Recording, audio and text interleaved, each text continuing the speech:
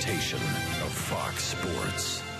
We are Fox Sports. We are LA.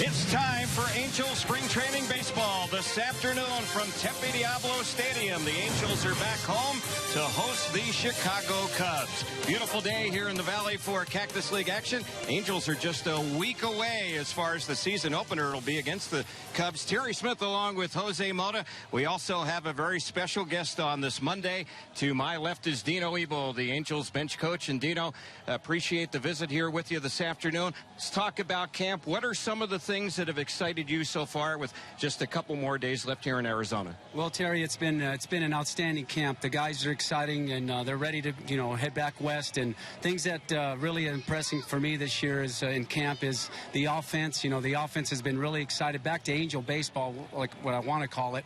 You see a lot of first and thirds, the hit and runs, getting guys over, and high contact guys in our lineup that are going to put the ball in play, less strikeouts, and the middle of that order with the big boys in there swinging the bat. It's going to be an exciting thing to watch this year. Dino, as we learned the week that Albert Pujols had his surgery on his right foot, he told both of us, I'm going to be playing first base before spring training is over. Here is the day he's at first base. How does that make you feel as a team? Oh, it feels great. He works really hard. Everybody knows that. And when he says he's going to be ready, Albert Pujols knows his body better than anybody. And here he is today making his debut in spring training. And he's been fine. His foot's been good. His knee's really feeling good. And it's showing at the plate. He's got a great look in his face, in spring training. And it's showing at the plate. And it's exciting to have him back today. I know you're pretty excited to have a good friend back in Ron Renicky. Tell me about the communication with Ron. What has been his biggest influence on you and on the team so far here? Just having Ron back. We spent a lot of years together, and the knowledge that he has, him and Buddy Black, we're talking baseball as soon as we get here in the morning at 6:45, and it's situation, it's how we get better. Guys giving signs, running the bases, secondary leads, and me, I'm asking questions on managing, and he's done it, and it's just great to have him back in that clubhouse. I mentioned opening day is a week away. We'll take on the Cubs at the Big A. Any concerns at all about the Angels starting rotation going into the start of the regular season? Well, we have depth with our five guys, just naming them off with Richards and Skaggs and Weaver and Shoemaker, Santiago, Tropiano. Skaggs, is looking really good. He pitched the other day, felt good. Our bullpen's going to be good. It's all about pitching for me. When you have to pitch, our starting pitching is going to have to get us into deep games and turn the ball over to the pin. And with our offense that I really like to score some runs. So right now, breaking camp, it looks good for us. As we talk about breaking camp, what are the toughest roster decisions coming up for you guys in the next couple of days? There's going to be some tough, questions. It's going to come down to the last probably 4 games in the Freeway Series, and the last one with the Cubs. Everybody in camp has had an outstanding camp. Everybody truly deserved to make the team, but it's going to come down to one guy on that offensive end. If it's an infielder, if it's an outfielder, this is what we're going through now, and they're making it tough on us, which is really good problem to have. As we wrap things up, talk about the new faces in the front office, how things are gelling with the coaching staff. Outstanding. Billy Epler, Steve Martone, these guys, Eric Chavez, which I knew from his days of playing. These guys are constantly with us, communicating with us, our morning meetings, after meetings, games. We have meetings after games, critiquing the game, going over scouting. It's just nice atmosphere in there. Everybody gets along. They're in there interacting with the players in the clubhouse. And so far, it's been a thrill to have them with us. We'll let you go. I'm sure you're ready to get back to Southern California. I'm ready. I heard it's raining back there. Wish we had it here once in a while, but it's not. But I'm ready to get back. Well, the Angels and the Chicago Cubs today here at Tempe Diablo Stadium. Been a very good spring for the Angels. The Angels have won 5 in a row, 7 of the last 8.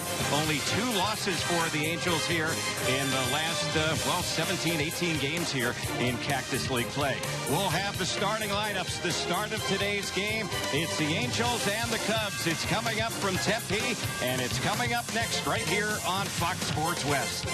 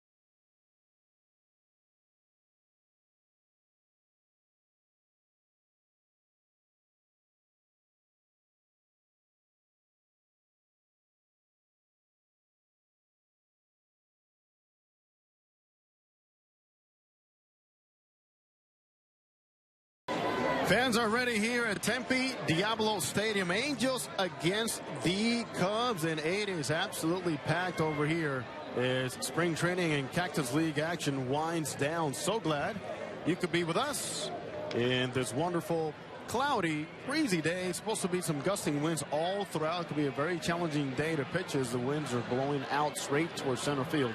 Angels and the Cubs getting ready to go. And for the Cubs, they're managed by the National League Manager of the Year, our good friend Joe Madden. Always a big smile on his face. He's got Ben Zobrist, his big free agent acquisition, leading off at shortstop. Batting second, another bigger acquisition, and Jason Hayward. Hayward is in center field batting second. Chris Bryant, sensational rookie season as expected, is at third base batting third. Anthony Rizzo, one of the best in his position. Rizzo is at first base batting fourth. Batting fifth is Jorge Soler, having a slow spring, about 3 home runs in 6 hits overall. Soler is in right field batting fifth. Batting sixth is Miguel Montero, always solid beyond the plate. The catcher, Tommy La Stella, bats seventh. He is at second base. Albert Almora is a young left fielder. He's batting eighth, and the pitcher will bat here in this American League ballpark. Kyle Hendricks is a pitcher. He is batting ninth. Well, the Angels, their starting lineup is brought to you by McDonald's. I'm loving it. Yunel Escobar in his hot bat is at third base leading off. Batting second, Ji-Man Choi. There's more about him. Choi is today in left field. Keep an eye on that move. Batting third is Mike Trout in center. Batting fourth, Albert Pujols at first base. Yes, sir. First base for Pujols. Batting fourth. First game of the spring for Pujols. Positioning there. Cole Calhoun Rojo is batting fifth in right field. Anderson Simmons, shortstop, batting sixth. Carlos Perez is behind the plate batting seventh. Giovanni Soto, designated hitter, swinging a hot bat for the Angels. Soto is batting eighth, and Johnny Giovatella is batting ninth at second base. For the Angels on the mound, right-hander Nick Tropiano. Terry, keep your eye on the baseball. It could get lost seeing the cloudy skies, a little gray, but certainly we know one thing. It's going to be challenging without wind for everybody on that field. Yeah, it's going to be tough on the pitchers the way it's blowing out. You get a ball up in the air, and that jet stream might carry it on out of Tempe Diablo Stadium. Umpires today will have Gabe Morales calling balls and strikes, and on the bases, Kerwin Danley, Jim Reynolds, and Rob Drake. The mentions here at Tempe Diablo. It goes 340 down the left field side, 420 to dead center. Down in the right field corner, 360. And in the alleys in left center and right center field, 400 feet. Angels with one more Cactus League game. That's tomorrow. That'll be here, and that'll start an hour earlier against the Cleveland Indians. Angels will be off on Wednesday, kind of a travel day back to Southern California, and then the Angels will play 4 straight exhibition games back in Southern California. 3 against the Dodgers, couple at Dodger Stadium, 1 against the Dodgers at the Big A. Angels will also play these Cubs on Sunday at the Big A in an exhibition game. And a week from today, next Monday, April 4th, opening day, Angels hosting the Cubs. We're ready for baseball this afternoon. The first pitch from Tropiano right in there.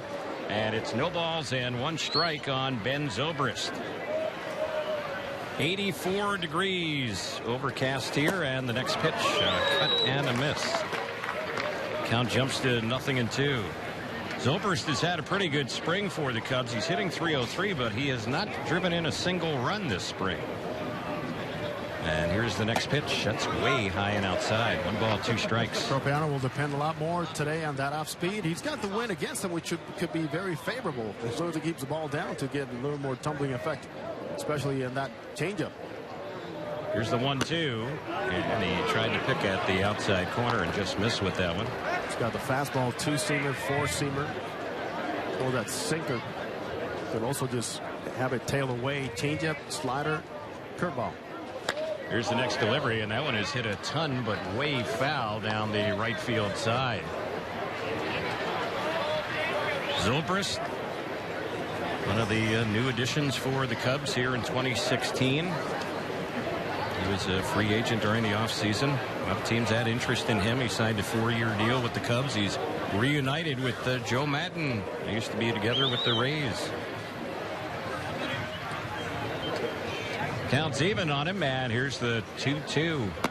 That's off speed and low, so it's a full count. Defensively, the Angels have Pujols over at first with Giavatella at second, Escobar at third, and Simmons at short. Choi in left, Trout in center, Calhoun in right. Perez catching, Soto DHing, Tropiano pitching. And on the 3-2, a little bit low. Ball 4. That's what Ben Zobrist does. He'll give you a good at bat, pretty solid all the way around, and just a little extra movement downward perhaps cost Tropiano not getting that call, but certainly it speaks as to how good an eye Ben Zobrist does have. So here is Jason Hayward. He's playing center field for them today. Dexter Fowler is not in their lineup. And here's the pitch. It's a little bit low. Hayward made the national news and highlights yesterday for a reason that's not related to baseball. It happened on the baseball field, but he was stung about 10 times by bees during the game out in center field. That was yesterday at their game in Mesa, Sloan Park. Eventually, even after the stings, he went out and hit a 2-run homer. 1 ball, 1 strike, the count. But we see that those episodes more and more here in spring training too, with the bees, and we saw it happen last year here, so it happened earlier at Surprise. Here's one chopped to second, looks like 2, flip to second, relay to first. It is the double play. Taylor made right at Giavatella to Simmons, over to Albert, and 2 are gone. You can just see the confidence in Johnny Giavatella and the way he got rid of that ball. I mean, these are things that Alfredo Griffin, Gary DiSarcina have Gianni Giavatella and Anderson Simmons work on in batting practice. Even getting some balls hit off the bat in BP, which is not easy or comfortable sometimes. But, boy, he was easy flow right to his shortstop. There's a pitch that's in there for a called strike. Chris Bryant, the third baseman, at the plate for the Cubs. Rookie of the year in the National League last season, and the pitch. He takes that one a little bit low. Despite the fact that Bryant began last year in the minors, he still ended up playing 151 games for the Cubs. Remarkable season. Here's the 1-1, and that's a little bit low and away. And besides that, he was the talk of spring training because he was absolutely tearing up the Cactus League. And the decision was going to become one, not based on performance, but based on business as to when they're going to call him up, because everybody pretty much knew he was not going to make the team. It's that was sharply fouled. Unfortunately, it's like everybody knew they're not going to give him that full year to begin with. Nonetheless, he was a professional about it. Everybody in the organization went about it the right way, and he responded. So 2 strikes on him. Bryant will strike out 199 Ks last year, and that one there, Tropiano thought he might have had him looking on that breaking ball. Called a ball by Gabe Morales, the home plate umpire. There's 2 pitches that perhaps Tropiano thought he could have had. So full count. Here comes the payoff delivery. That one is swung on and missed. Fooled him. Struck him out, and the inning is over. That's it for Chicago. We go to the bottom of the first. There's no score in Tempe on the Angels Baseball Radio Network and Fox Sports West. Give me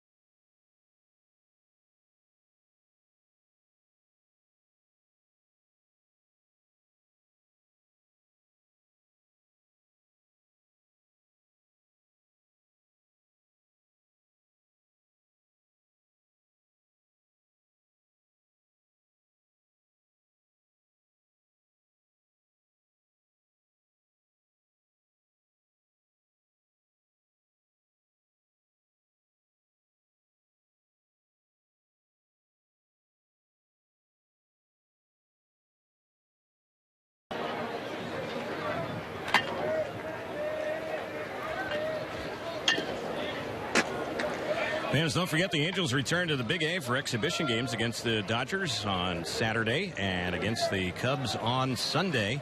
Those dates, April 2nd against the Dodgers and April 3rd against the Cubs. Get your tickets today at angels.com or call 714-4-ANGELS. Operators are standing by. So here is Yunel Escobar, Angels leadoff man, who's had a very good spring. He's hitting over 460 this spring, and he shows signs of bunting. Takes that one for strike one. Have you noticed that Yunel Escobar always starts the game with a dirty right quad? His pants? How's that happen? Huh?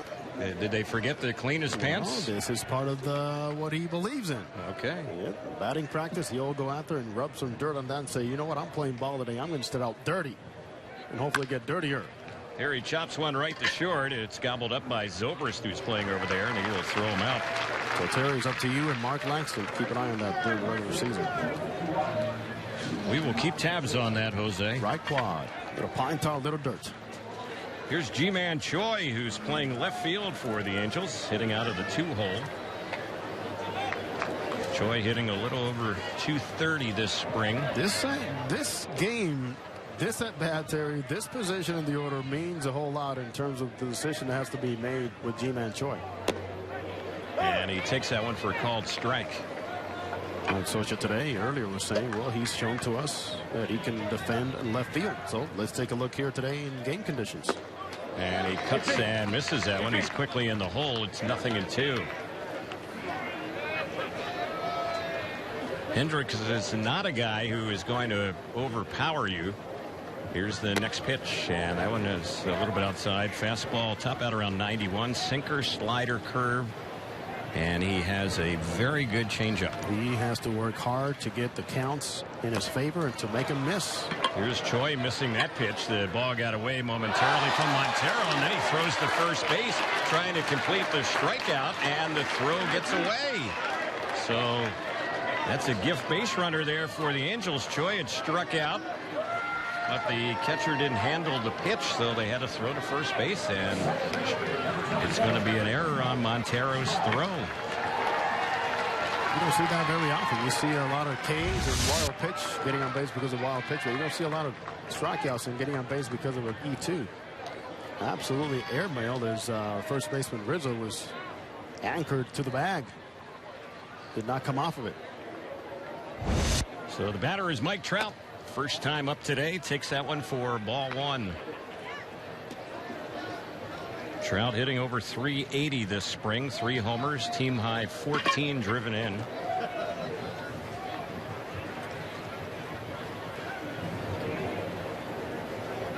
Choi bluffed like he was going to go, and that pitch is taken for a strike.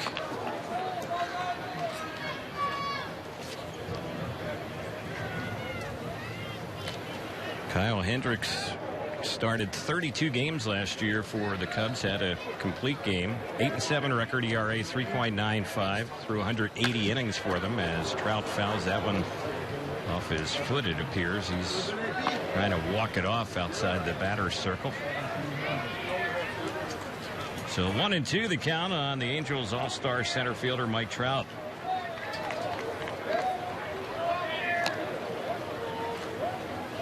Trout still yet to get back in the batter's box.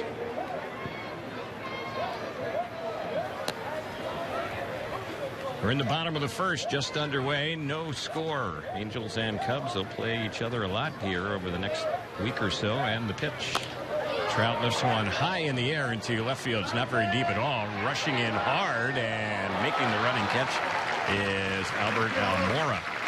You know, there's times when you can look at that wind and it could fool you in many ways. It depends on when and how that ballpark is built as to when the flat of the ball is affected. Shortstop, Zobrist did not think that ball was going to be staying that shallow in left center field, considering if you look at the flags and how they're blowing, that ball really in his eyes should have been pretty much in regular left field position and depth. So here's Albert. 2 outs. Still at first base is Choi. And here's the pitch. That is a called strike on the outside corner. Albert Pujols, as much as many people doubted him, said, not only am I going to be playing games in spring training and getting ready for the season, I will be playing first base before the end of spring training, and here it is. There's a pitch he takes for a ball. 1-1. This is after having surgery in November on his right foot.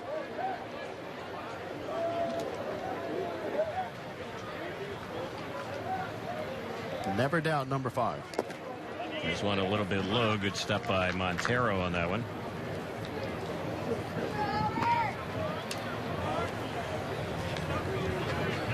Kyle Hendricks is an Ivy Leaguer. He is a graduate of Dartmouth. Smart man. Yep. Applying it out there on the mound. Here's the next pitch, and that one missed. 3-1 the count.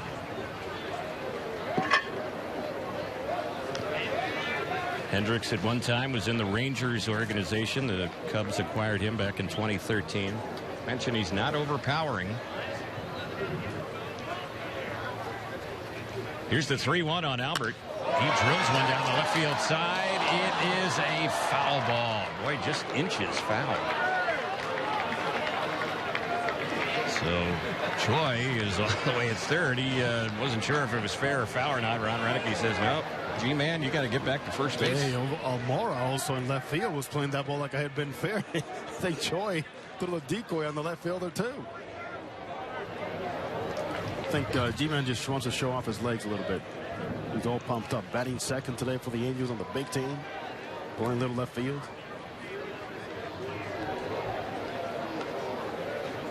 So a full count here on Pujols. If Albert gets on, Cole Calhoun up next. Here's the pitch. It's drilled into left center field. Chasing after is Hayward. He's not going to get to it. Ball smacks off the wall.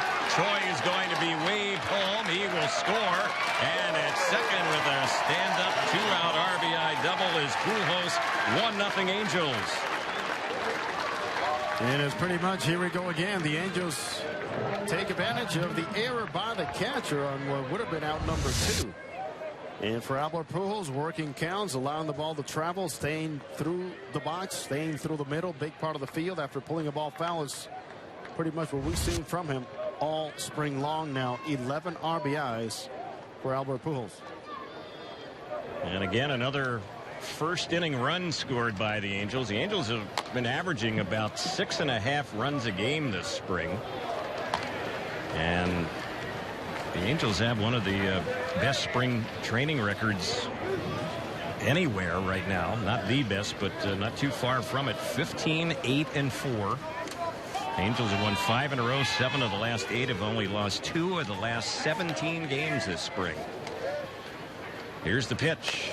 That one is fouled back behind the plate. And we know the numbers, could mean nothing here in camp, in the Cactus League especially, how they're going to be a little inflated on the offensive side. But, Terry, the encouragement is how guys are having good at-bats.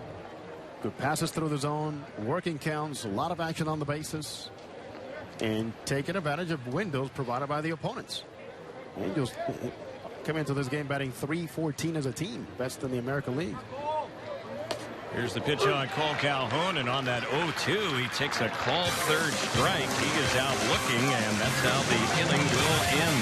A couple strikeouts in the inning, as it turns out, for Hendricks. Angels get an unearned run and lead it 1-0 as we go to the second on the Angels Baseball Radio Network and Fox Sports West.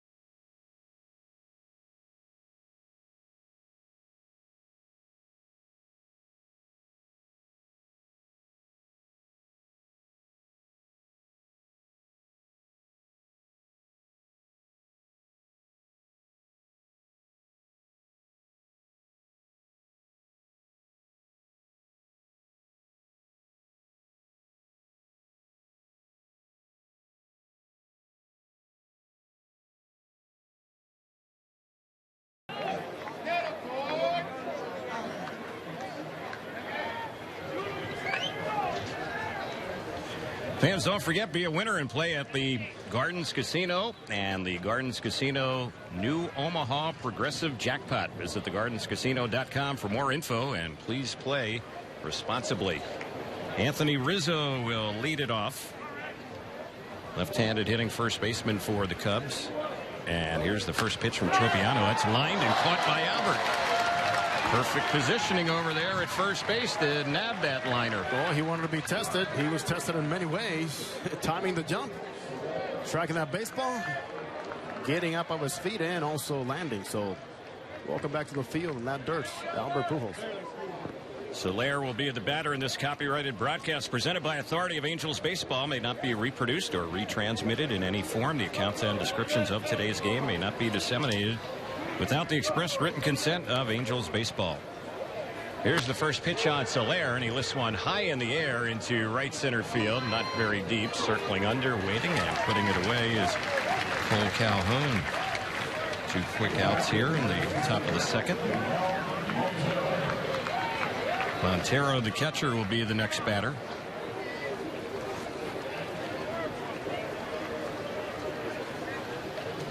Montero, a left-handed hitter. Been an all-star a couple of times. He hit .248 for the Cubs last year. Had 15 home runs.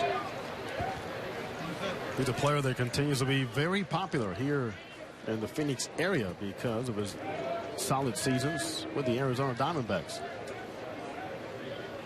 Here's the pitch, and he takes that one for a called strike. Not that many times when you see a catcher leading a team in games played, but that was the case with Montero in one of his seasons with the D-backs. Catcher leading the team in games played in a season. There's a pitch he takes alone outside. He's had the reputation in the past of being a pretty solid defensive catcher, good at framing pitches, although last season he led all catchers in the majors with 12 errors. And the pitch, he chops this one on the first base side. Fair ball. It's fielded by Albert. He'll easily beat Montero to the bag. And quick 1-2-3 inning. A clean inning for Tropiano in the second. Just 5 pitches in the inning. We're headed to the bottom of the second. It's 1-0 Angels on the Angels Baseball Radio Network and Fox Sports West.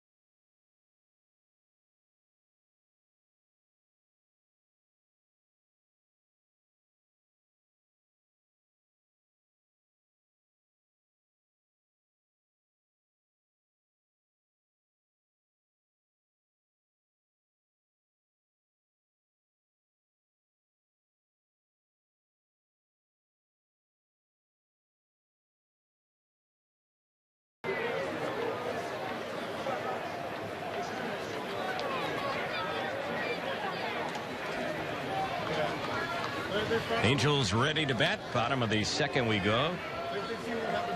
First batter up for the Halos will be Andrelton Simmons, the shortstop. Rez and Soto will follow. Here's the first pitch. That's in there for a called strike. Simmons hitting a little over 300 this spring for the Angels. He's had a home run. And the next pitch grounds that one through the right side. Even though Rizzo was playing way off the bag, it was still to his right in between him and the second baseman Listel, and it rolls softly into right field for the leadoff single.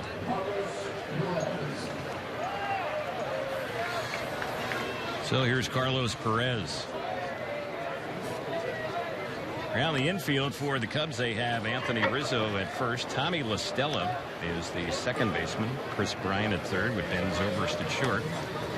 Albert Almora, highly touted outfield prospect for them, is in left field. Jason Hayward is playing center today.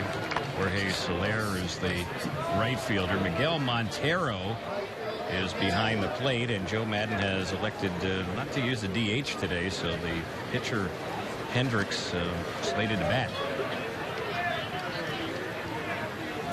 Here's the pitch. That's grounded to short. This might be two. Flip to second. Relay on to first, and it is a double play. Right at Zobrist. Even though it wasn't hit sharply, they still turn two with Perez running. And here's Giovanni Soto. Well, Terry, we ran into the Simbas today. We were looking for them yesterday. We finally found them today. And they are part of the Anderton Simmons fan club. All this Simba movement started back in Atlanta.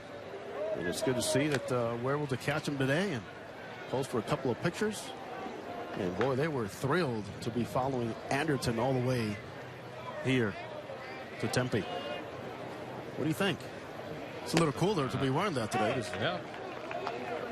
I think it's a good look, Jose. Yeah, yesterday we were talking I don't know that I'm willing to try it, but it's a good look. Maybe today with clouds. Yesterday was tough with that sun in Peoria. And meeting those young guys, they're students at what, Cal State Fullerton? You better believe it. Yeah. So we're going to get a little extra love. Titans. Here's the pitch. It's a little bit low on Soto. Terry, just remember in spring training, you just never know which characters you're going to be running into. The characters of the game, Jose. They're here. Here's the 3-1. Chopped on the third base side, a fair ball. Bryant has it. His throw to first is in time, and the Angels go down quickly and quietly here in the bottom of the second. So we're headed to the third. 1-0 Angels on the Angels Baseball Radio Network and Fox Sports West.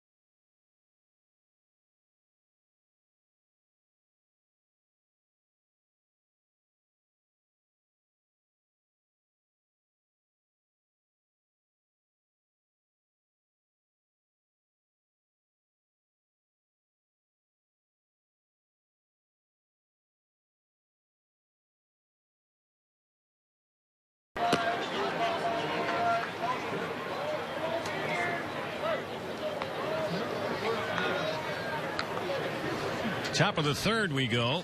It is 1-0 in favor of the Angels as Nick Tropiano gets set to work. We'll check out the Dodge out-of-town scoreboard on this Monday in just a moment. It's brought to you by the Dodge Challenger. With an estimated 30 miles per gallon highway, this car was made for driving. Visit Dodge.com. And we'll check things out in the Florida Grapefruit League in just a moment. And here's the first pitch. This is LaStella batting, and he takes that one for a called strike. The count 0-1.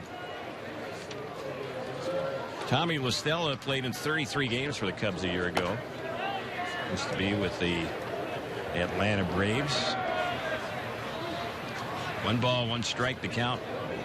LaStella is from the Garden State. He's from New Jersey. Here's the pitch, and that's inside. It misses for a ball. Some of your time at the Jersey Shore as a youngster. Right. You had some summer jobs, some good stuff out there. That's right. Spent some college summers in the Jersey Shore. You're absolutely right. There's one that's popped up down the left side. That's going to fall back to the seats and out of play. Once again, there's a ball that perhaps in left field. You're thinking it's going to carry a little bit more. It's Choi gives it a shot. That ball pretty much started slicing away from him. 2 balls and 2 strikes to count on LaStella. Tropiano, who's from New York, delivers, and that one is high, so it's a full count. You know who are at the Jersey Shore a lot every year? The Gooby brothers. Gooba's us. That's right. Oh, that's cool. They are.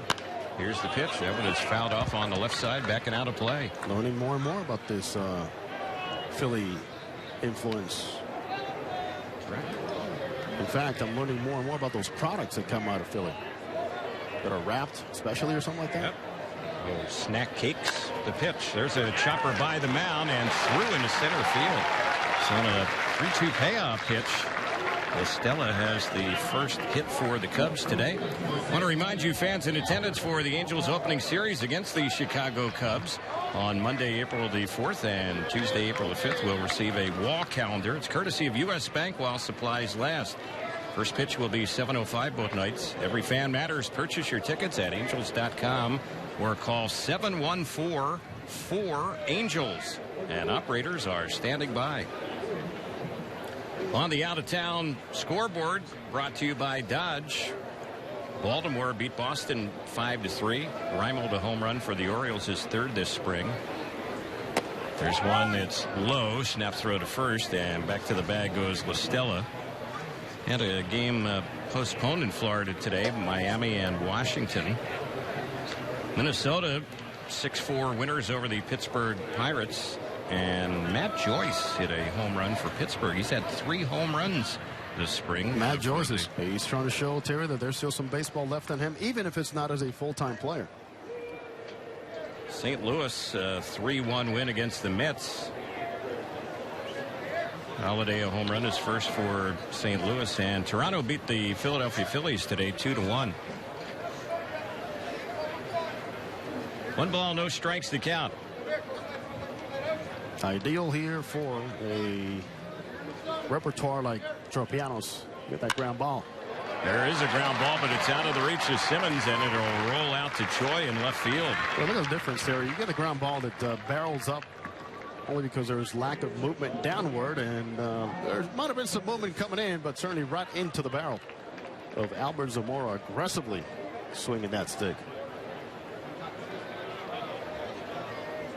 So the pitcher will bat, Kyle Hendricks, and pretty safe to say he'll be bunting in this situation. Boy, talk about things coming out perfectly for Joe Madden to get his pitcher some work.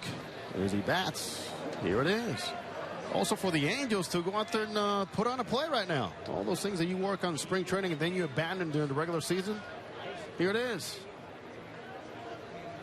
So the Angels are creeping in at the corners, and there's a bunt try. It's fouled off by Hendricks. Hendricks is not a good hitting pitcher at all. In fact, last year he was 3 for 60. That's an .050 batting average. Terry, a lot of strikeouts. Terry, if he helps his case by bunting, that is all Joe Madden wants. Right. The Angels have a lot of moving pieces. Anderton Simmons holding his ground at shortstop, but he is crashing. Got the wheel play on here. Tropiano's next delivery, and that one is taken for a strike. So now Hendricks is deep in the hole, 0-2. Pujols crashing in from first. so far so good, moving very well to first base. Johnny Givatella truly busting. First you come in and then you bust towards the bag. And you always guard against a guy that shows a bunt this early that perhaps Joe Madden can tell him, you know, show bunt, but go ahead and pull it back if you can and swing the bat. He is around a bunt with 2 strikes and takes that one outside. Hendricks had 3 sacked bunts last year. Still a little confusion at third base. I can see Escobar and Simmons on a wheel play. There should not be 2 guys that close to the bag, but it's happened a couple times here as they get used to all these plays being put on here. So the 1-2 pitch, and he tried to bunt that one and missed it, struck him out. So that's out number 1. Runner still at first and second, top of the batting order now, and Ben Zobrist. That's a big out right there for Tropiano. And I'm glad that at least he's getting some of those corner calls now from Gabe Morales. Yeah, the home plate umpire is known as a solid ball strike umpire. Here's Zobrist batting, and he chops this one on the first base side, and that is a fair ball. It's going to roll down the right side. They're going to get 1 run in, and they will have them at second and third. It's an RBI double. That one just stayed fair right up the first base side. It was hugging the line. Oh, welcome to Arizona, especially this late. As for so many games, this is now into the high 20s in quantity of games. That's been played all throughout camps, and that ground is getting harder and harder. And Pujols, absolutely nothing you can do about this one. One hopper that ends up hopping a second time beyond the cut of the grass.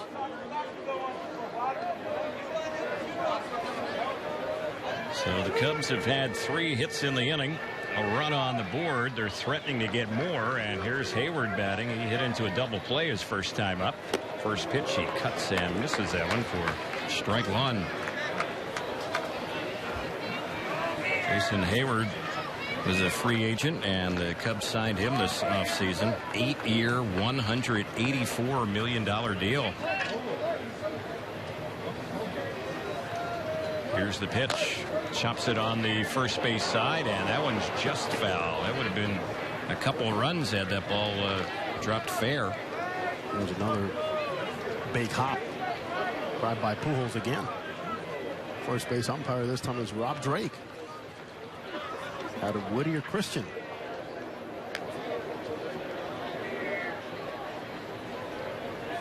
The ball's 2 strikes.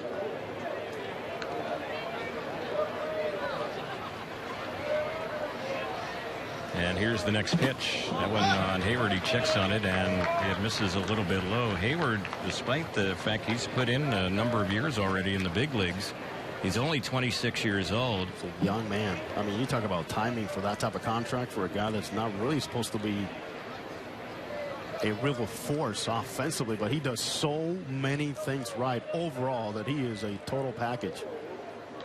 Yeah, his first 6 seasons in the majors, he's averaged 16 homers and 58 RBIs a year, yet he signed a $184 million deal. Timing and perception is everything in this business.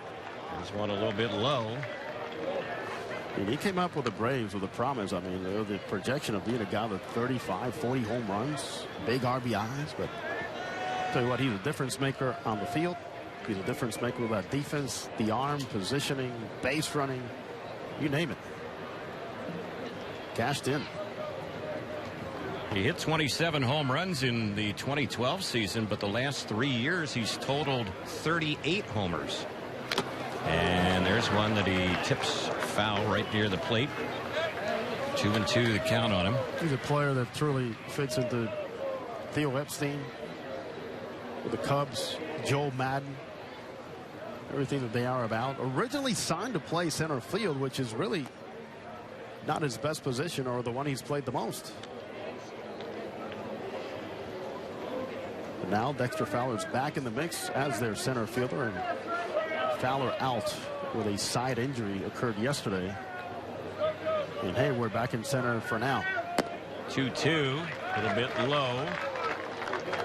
Full count. It's a 1-1 ball game. We're in the top of the third.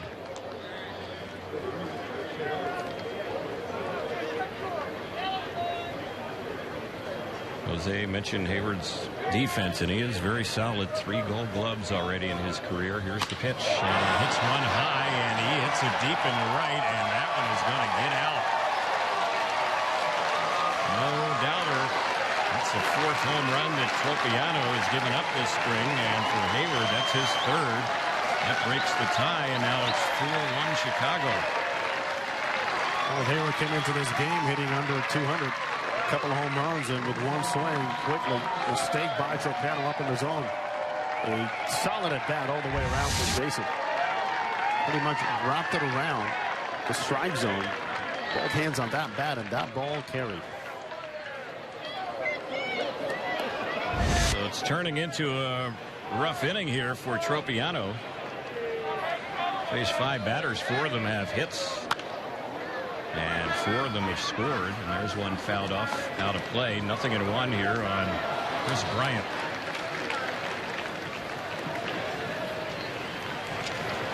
One of the great faces of the game right now. Young, crisp, fresh face, Chris Bryant. Here's one that's chopped right to short, handled there by Simmons. His throw is in time over to Albert, and that'll be the 2nd out. Easy play. Anthony Rizzo will be the batter. Now, what was it, Brian, who just chopped out a week or so ago? He masqueraded at Mesa Community College. He had it set up with the head coach, and they're very successful. They're one of the best junior college baseball programs in the country. But Bryant came in for their afternoon drills, getting ready for their next game, and the coach announced they had a new transfer from Europe, and he had just cleared all the obstacles as far as being eligible to play, and coach said this guy is going to be an impact player. We know we have a good team, but we think this guy can help us, so we're going to put him right on our roster. And it turned out to be Chris Bryant. He took batting practice during their workout, and the players were in awe. And then finally, they let the whole team in on the joke that he was pulling. It was great. Yeah. He's been involved in a couple things like that, making others feel comfortable off the field. He was a driver one time. He was a Lyft driver. Yes, he drove for Lyft. And he was picking up passengers and asking them if they had ever heard of Chris Bryant of the Chicago Cubs. Here's the 3-0. And that one is hit very high and deep down the right field side. Calhoun is going to run out of room, it looks like, and it is gone. Right down the right field corner. You don't see a whole lot of home runs hit down that corner here at Tempe Diablo. It's 360 down there. So a solo shot increases the Cubs' lead to 5-1. These young Cubs will do this. They will take you deep. They will enjoy and have fun. Joe Madden says, you know, the bullseye is on us, and I've told my team, enjoy it. Thrive on it. That means the people believe that we are a good ball club. Anthony Rizzo, just solid performer all the way around. That was his 3rd home run this spring as Soler bats and misses a breaking ball for strike 1. You know, the story that we should never forget about Rizzo, Terry, is the fact that he was diagnosed with classical Hodgkin's lymphoma back in 2008. And my goodness, he's been with 3 organizations now. Also came out with a lot of promise, a can't miss guy, and he has been tremendous for Chicago. Here's the next pitch, the 1-1 that's low and outside. You know, and once again, I say that because it's relates to somebody else going through something like that. He has served to encourage many going through the same things he faced, to keep the courage, keep the faith. What a great example, young man he is. There's a strike on the outside corner, 2-2. Yeah, Rizzo, when he was diagnosed back in 2008, underwent 6 months of chemotherapy and now is cancer-free. The 2-2, that's outside. Full count. Not exactly the way Nick Tropiano or the Angels themselves, a little thin with their starting rotation right now. Want to see things develop at this point. And the next delivery, it's fouled back behind the plate. We have 2 outs in the inning. Tropiano did not allow any hits or runs in the first 2 innings, but here in the third, he's facing his 8th batter. And the Cubs have had 5 hits and scored 5 runs. A couple home runs in this inning. There's the payoff pitch. Chopped out to short. This should be the inning. Fielded by Simmons. His throw right on the money, and that'll do it for Chicago. Well, a 5 spot for them here in the third. We go to the bottom of the third inning. It's 5-1 Cubs on the Angels Baseball Radio Network and Fox Sports West.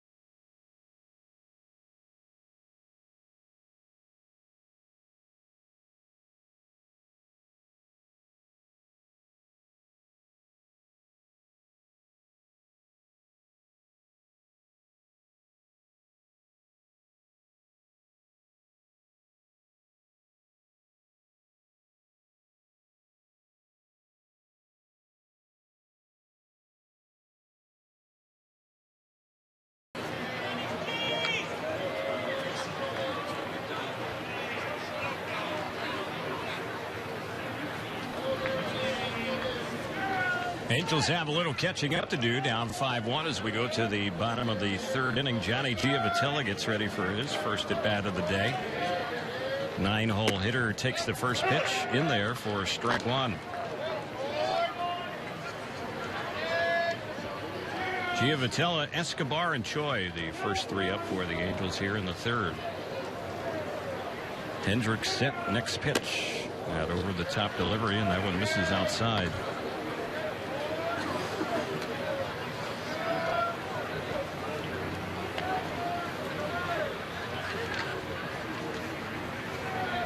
Here's the next pitch.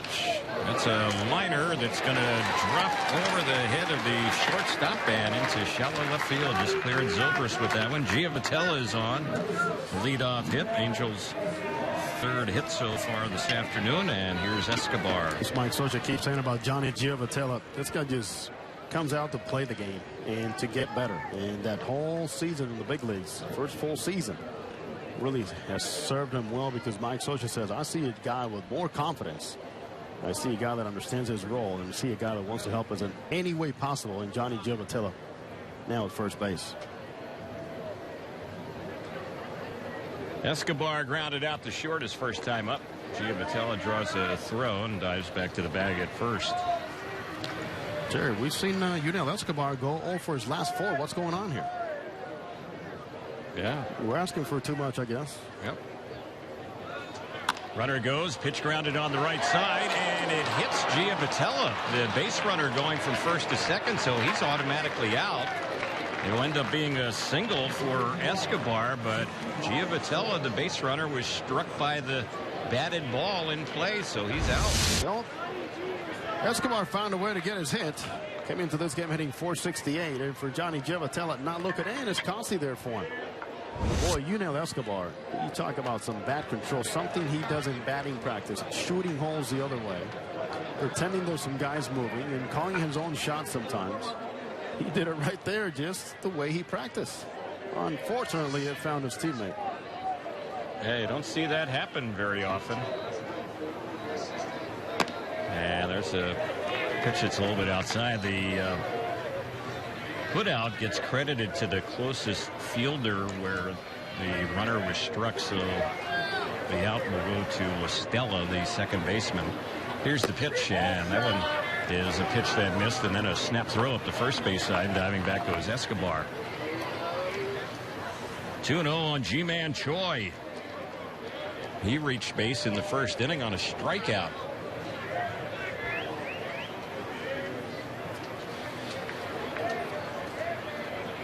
Here's the pitch.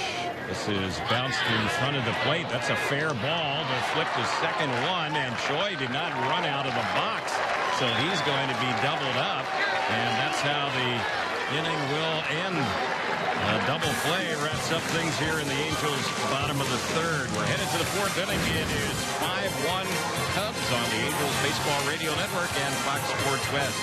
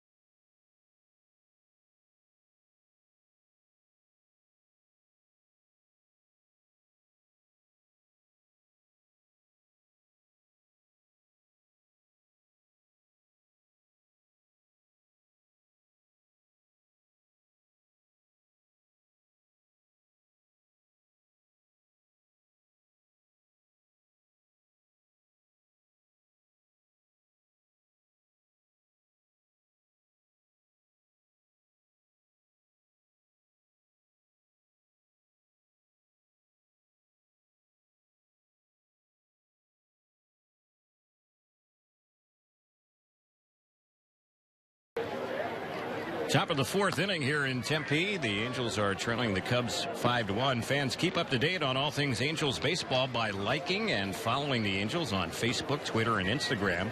Find out how to follow your favorite Angels players at angels.com/connect. Last half inning was one of those oddities of the game. The Angels sent only 3 batters to the plate. Okay. 2 of them had hits. Beautiful. And the inning ended with only 3 batters batting. How does that happen? It happens at any given ballpark at any time.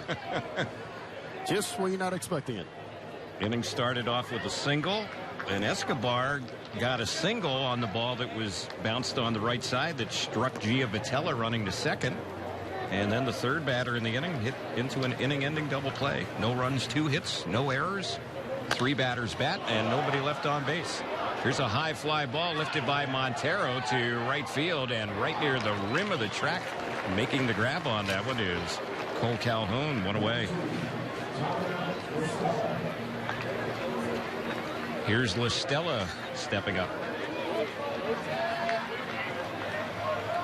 He singled and scored. Came in on the RBI double by Zobrist last inning. Cubs got all 5 of their runs last inning in the top of the third. It all started with one very solid at bat and approach by Listella. And he swings and fouls that one off on the left side, backing out of play. And it's pretty much what we saw there. Thinking, staying back on the off speed, protecting the outer half because of that tailing fastball. It'll stay right through the box. Here's the next pitch, and this one is hit well into center field. Backpedaling, under and waiting, and making the catch a few feet from the rim of the track in dead center is Trout. So one Jersey boy retired by another Jersey boy. Got it. A lot easier to tracking the ball here today in the air. And the wind has been up and down. Some gusts once in a while all around the Phoenix area. But we've seen some tough days here, Terry, with the sun lately, where the Angels had to actually spend extra time doing drills with the machines facing the sun for the outfielders here a few days ago. Almora is the batter with 2 outs. He misses a breaking ball for strike 1. He was in Double-A last year. He's one of their better young position players. He's an outfielder. He's only 21 years old. And he hit .272 last year in Double-A. Had 8 hits for the Cubs this spring. They've taken an extended look at him. He's not going to make their opening day roster. Here's the 1-1, and he cuts and misses that off-speed pitch. It's 1-2. They have so much young talent. I mean, Javier Baez is not here. Addison Russell, a spectacular young shortstop, is not here today. Schwarber's not here. Oh, they're loaded. Young. Next pitch. That's low and outside. As much as people wanted to knock down Schwarber in the defense and the issues he had in the playoffs last year, Joe Madden from the very end of that playoff said he is our left fielder next year, so he's going to work at it. And there's one that's low and outside, so Almora has worked a full count here against Tropiano. There's one thing, Terry, we learned about Schwarber. He can hit a ball a long ways. Here's the payoff pitch, and that's ball 4. It is low and outside. Second walk surrendered by Tropiano. And the pitcher, Kyle Hendricks, will be the next batter. Well, that's one walk that you can kind of accept here with 2 outs, as you'd have the pitcher coming up. And as Terry already mentioned, previous at bat, Hendricks not a good hitter and did not even look good when he was attempting to bunt with first and second, nobody out. Here's the pitch. He takes that one a little bit low, and that's going to get Carlos Perez out to the mound and have a word with Tropiano.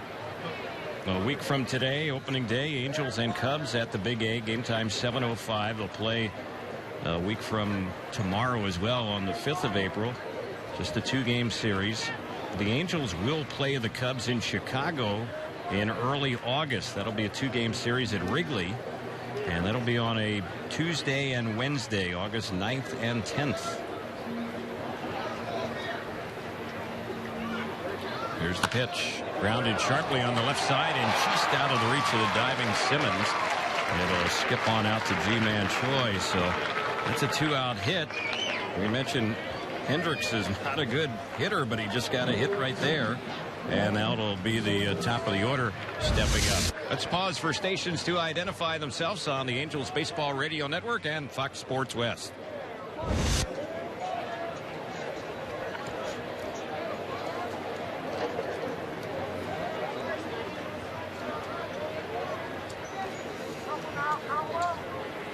So here's Zobrist batting, 2 outs, 2 on, and he looks at one over for a strike. You were saying about Hendricks last season, 3 for 60, and you were also just talking about the oddities of the game. There you go.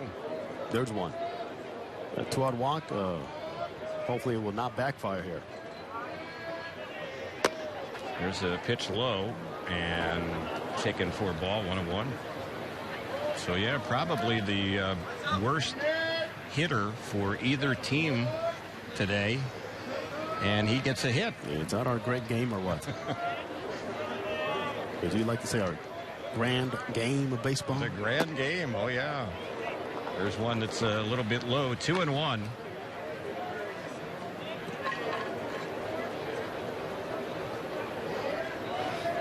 Breeze has died down a little bit. Very overcast. It's going to be chilly here in the valley tomorrow. They're saying the high will be around the mid-60s tomorrow. And that'll be for the Angels' final Cactus League game. We will have an earlier start tomorrow as the Angels take on the Cleveland Indians. Trevor Bauer will be on the mound against Garrett Richards. First pitch tomorrow, just a little bit after 12 noon. Next delivery, hit high in the air and hit deep into right field. Cole Calhoun is back, has a play. He'll make the catch. A couple feet from the rim of the track. The inning is over. 3 fly ball outs here in the top of the 4th. Bottom of the 4th is next. Still 5-1 Chicago on the Angels Baseball Radio Network and Fox Sports West.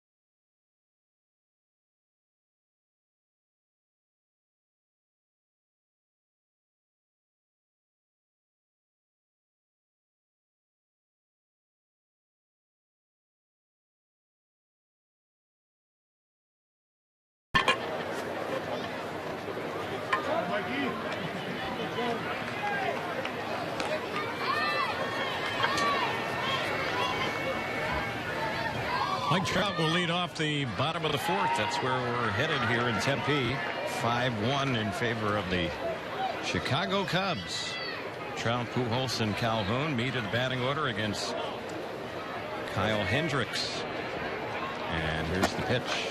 It's a little bit low and away on Trout. 1 ball, no strikes. Mike flied out to left his first time up. Here's the next pitch. That's fouled back behind the plate. There's a changeup you're talking about from Hendricks.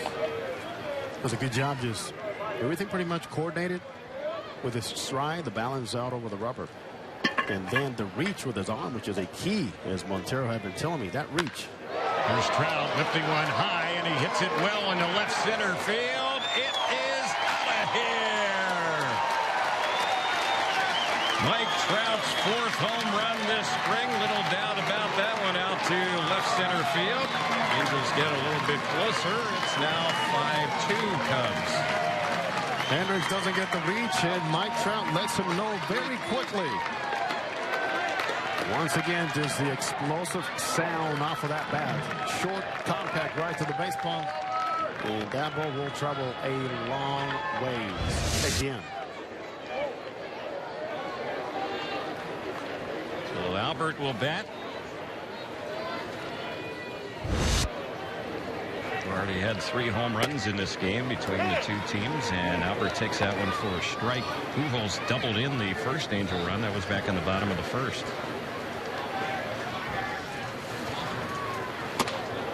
And there's a big cut and a miss.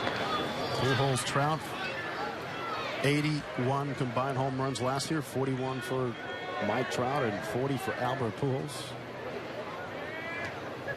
They've each hit 4 homers this spring, and Albert takes that one high. 1-2. 17 overall given up by Hendricks last year in the regular season. Here's the next pitch, and Albert blasts one out of sight into left field. Out of here, home run. Back-to-back homers for the Angels. Now it's 5-3 Chicago. Well, Mike Social will welcome these anytime as the Angels offense continues to roll here in the Cactus League. And it's been loud. And continues to get louder.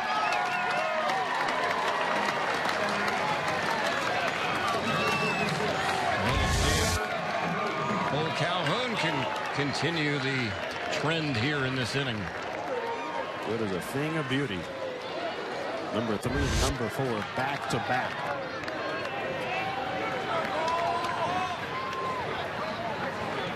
Albert's club high 5th home run this spring. Calhoun looks at the first pitch low. Hendricks had not allowed a home run this spring in 5 appearances, 4 starts coming into today. Yeah, those are 2 right there that you're not going to be blaming on the wind. Absolute blasts. Albert's home run came very close to clearing the grass out there, the lawn area where it's loaded up with fans today. Looks like we have standing room only today. Pitch, and that one is inside. We're talking about a remarkable mark for both of those special players, Terry. And Trout hitting 41 home runs and Pujols hitting 40 last year. But when you're playing half of your games at the Big A, that's quite an accomplishment. With that valley out there in the marine layer you're dealing with early in the season. Yep. 3-0 on Cole Calhoun, and so after the back-to-back homers, he walks on 4 pitches. Simmons will be the next batter. Going back to both of those guys, Terry. Pujols 5 home runs in spring training of last year, leading to his 40 in the regular season. And Mike Trout, 5 home runs also in spring training, leading to his 41 in the regular season. Montero just went out, had a brief word with Hendricks, the pitcher. That combination just could never stop talking hitting. Pitch on Simmons, drops down a bunt, third base side, but it's going to roll foul. Not a bad idea, but a foul ball. I agree with you. Keep the pressure on. That's what the Angels pretty much have been doing all throughout the spring. And why Mike Socha is more encouraged. We had a chance to talk to Dino Evil today about the offense and the way it's structured. Mike Socha really praising contact type hitters. Put the ball in play, cutting down on those strikeouts, especially in crucial situations that make it so much easier for the guy on the mound to exploit those holes. Hendricks has a new baseball. Will deliver a throw over to first base, and Cole Calhoun dives back safely.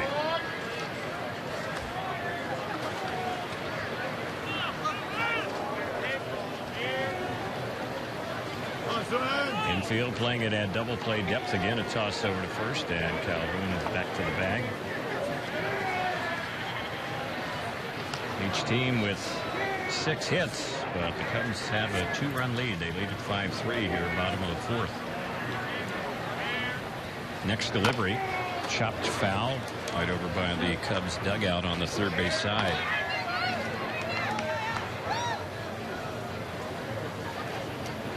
Angels and Indians here tomorrow.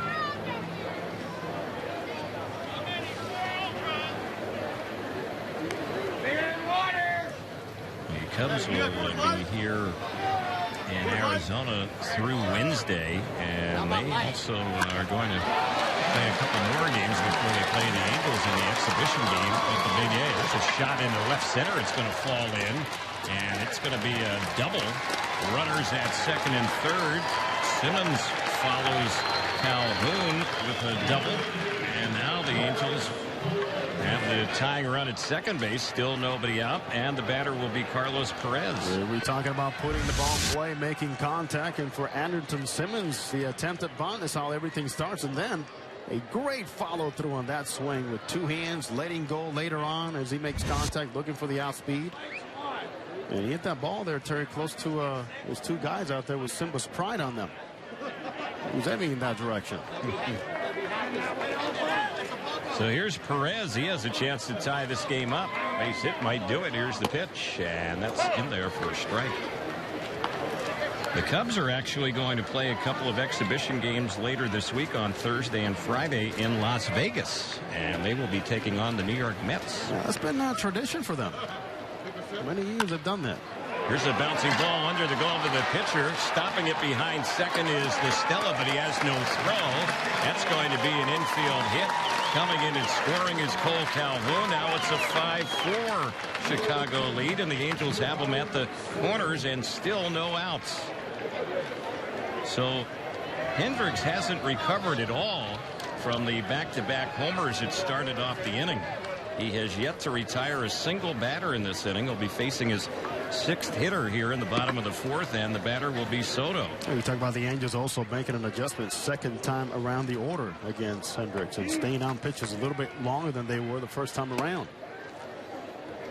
First pitch on Soto. He takes that one for a ball, 1-0. Staying on pitches, watching the ball all the way into that glove. As you see a ball and track it in, now you have a better idea as to what every single pitch is doing. Is approaching the hitting zone, swing or not.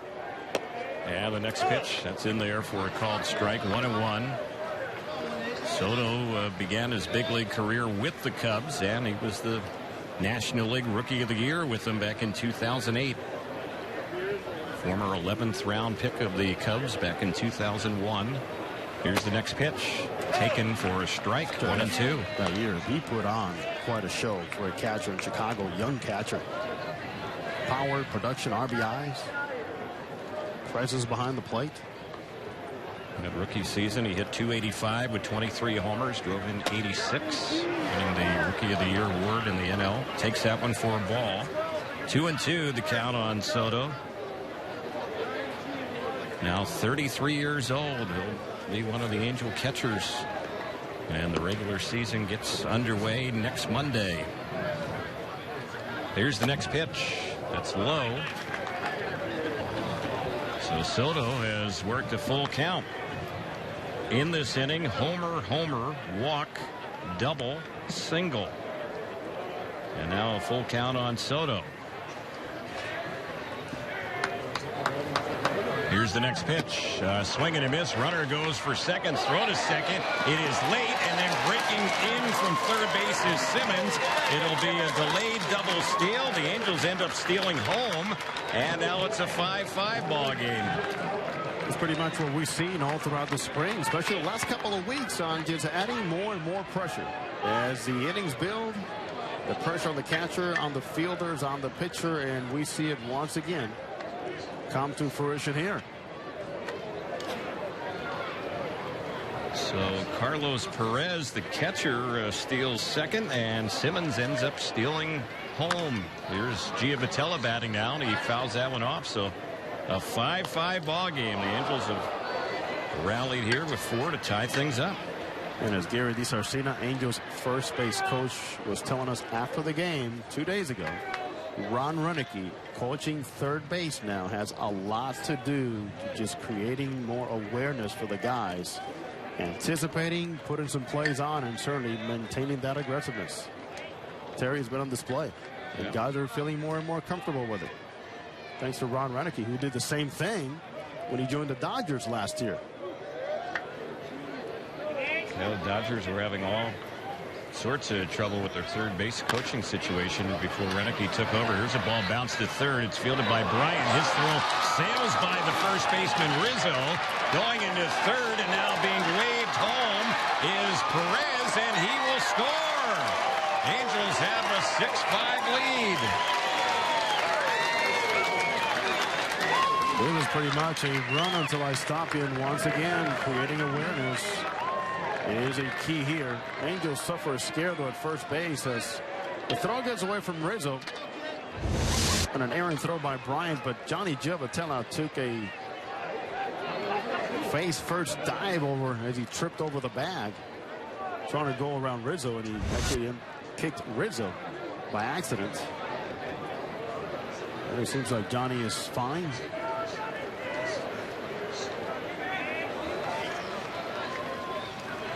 So Bryant, the third baseman, will be charged with an error. No hit on that play for Giavotella. No run batted in. But the Angels have taken a 6-5 lead with a 5-run inning. So look at this, Terry. Starts with power. Then comes the patience. Then comes the added pressure against the fielders. All in a space of 7 batters. Here's the pitch. And that one is low on Escobar. 1 ball, no strikes.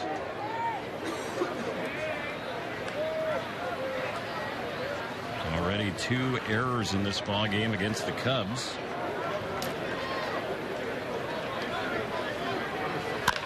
Next delivery, this is chopped on an easy hop to short. The flip to second and the relay to first is going to be in time. A double play ball will end the inning. Angels have already hit into 3 double plays, but a big inning. 5 spot for the Angels here in the 4th. A 6-5 lead for the Angels as we head to the 5th on the Angels Baseball Radio Network and Fox Sports West.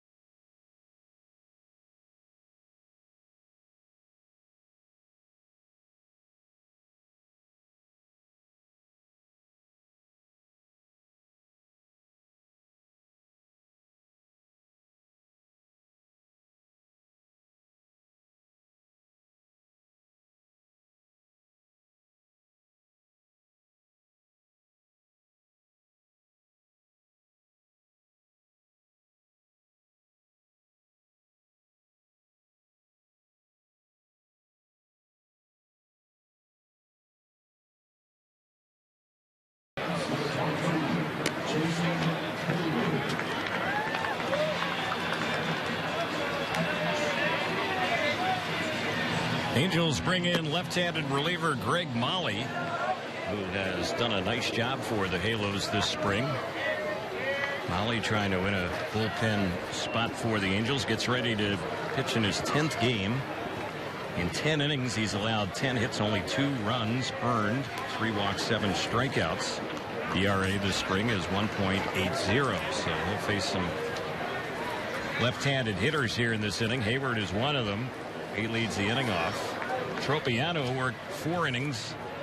He allowed 6 hits, 5 runs earned, 2 walks, 2 strikeouts, and 2 home runs allowed. And I think Mike Socha strategically goes out and says, let me get Molly in here against Jason Hayward. Molly could surprise a lot of people and perhaps crack this roster here at the end. It can't happen. Yeah. There's a pitch inside. Also, Anthony Rizzo will be the 3rd batter up in the inning, another left-handed batter. So Terry, why not, right? Yeah, well, we've talked about some difficult decisions involving the pitching staff, and especially in the bullpen. I mean, the Angels have had a lot of relievers pitch well here in camp, but there's only so many spots on that opening day roster for the bullpen. There's one on the outside corner. That's a called strike. Mike Socha each day reinforces and says it. Well, if the guys are making it tough on us, that means that they are doing their jobs. But really, it may not be fun for us, but certainly it does bring some joy to know that we have some talent to pick from. Here's one bounce right to first. Tricky hop. Albert stays right with it, flips to Molly, and they get Hayward easily for the first out. Also, in terms of the rotation, Terry, as we understand, there will be some pitchers throwing in minor league camp instead of making their regular appearances in the Cactus League as the Angels get ready to break camp tomorrow. Matt Shoemaker slated to pitch tomorrow in the minor league game, and so is Jared Weaver on Wednesday to keep him stretched out. And from there on, Mike Socha says, let's see what happens. There's the pitch, and that's a strike. Tomorrow, when Garrett Richards wraps up the Arizona portion of spring training, the Angels will also use Tyler Skaggs in that game tomorrow as well. He might go 3 innings tomorrow. Speaking of Skaggs, and Richards, maybe about 6 innings. That's the way it's supposed to.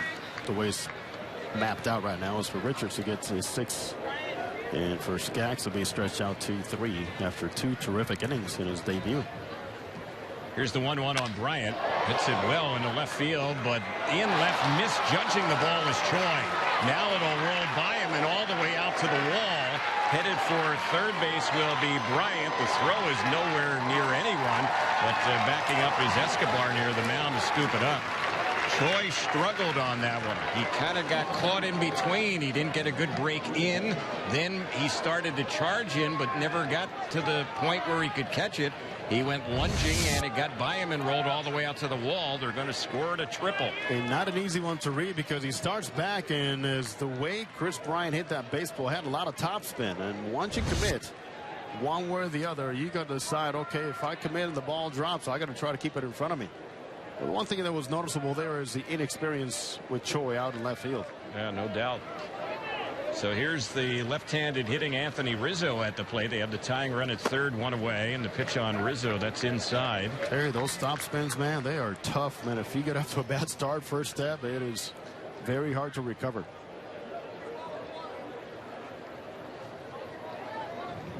One ball, no strikes. Next pitch in there for a called strike. Mike Socha was also mentioning today that C.J. Wilson will be returning with the Angels back to Southern California. Not that he's going to be anywhere close to pitching yet, but he will be monitored, at least initially, back in Southern California, as opposed to staying back here for extended spring training in Arizona.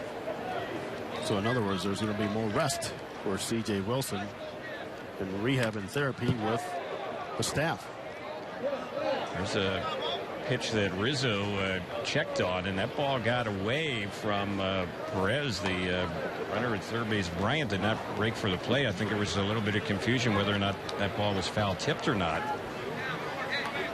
And with C.J. Wilson, the issue is not his elbow, where he had surgery last year, is the shoulder tendonitis that is backing him up.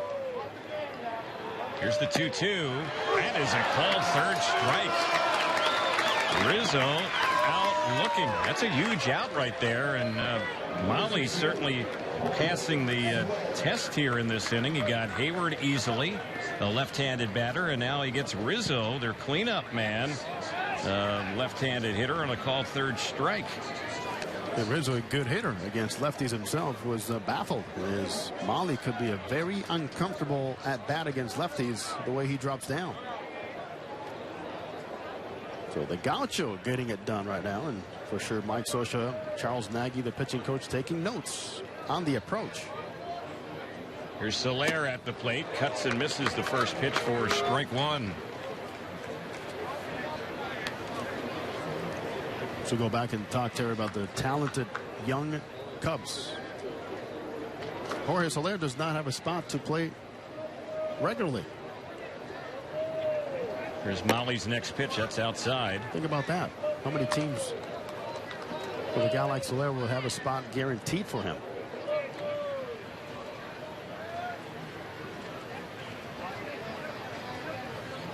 Soler just 24 years old. And here's the next pitch, grounded sharply, but right to short. Long throw by Simmons, gets it there in time, and Molly is able to survive the inning here despite the misplay by Choi in left field. No runs in the inning. They had a hit, no errors. They leave a runner at third. Bottom of the fifth is up next. 6-5 Angels on the Angels Baseball Radio Network and Fox Sports West.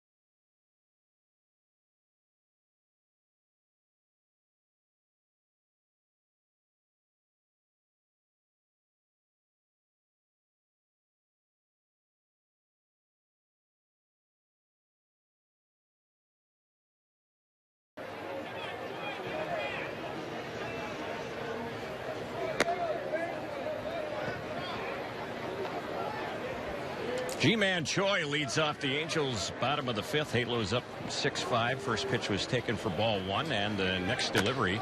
This is lined into center field. Hayward is going back, reaches up, and makes a nice running catch on a ball that was hit hard to straightaway center.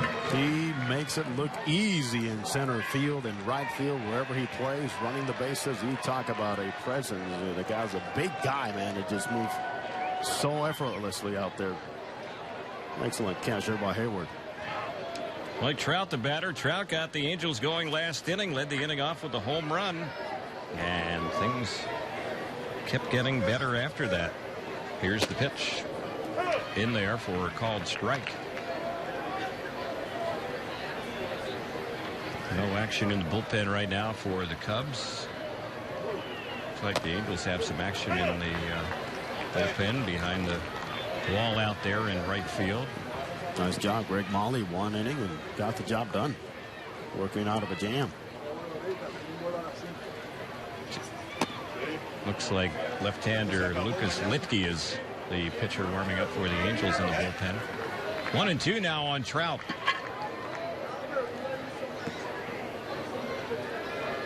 Here's the next pitch, and did Trout go after that one? No, on the appeal. Say he was holding.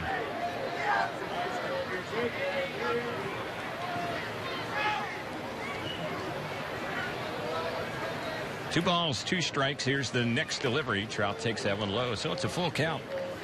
Fans, don't forget Experian. Let's get serious about your credit. Go to Experian.com today. And today's game being brought to you by In-N-Out Burger. That's what a hamburger is all about. Here's the 3-2 pitch. Popped in the air. Foul on the right side. That one is going to push back out of play. Always a lot of exchanges, a lot of looks, a lot of gestures, reminders between Pujols, who's on deck, and Mike Trout.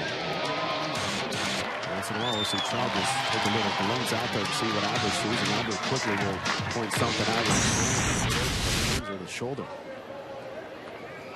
Here's the 3-2, and that's ball 4. So Trout has a 1-out walk.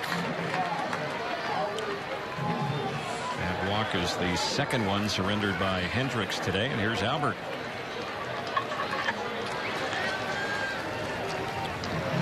Well, looks like we're going to have Craig Gentry come in to pinch run for Mike Trout. Will probably take over for him in center field as well. So Trout has an early exit.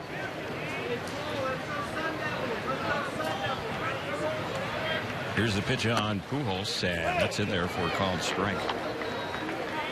For some of these regular players, I anticipate this will be their last appearance in the Cactus League.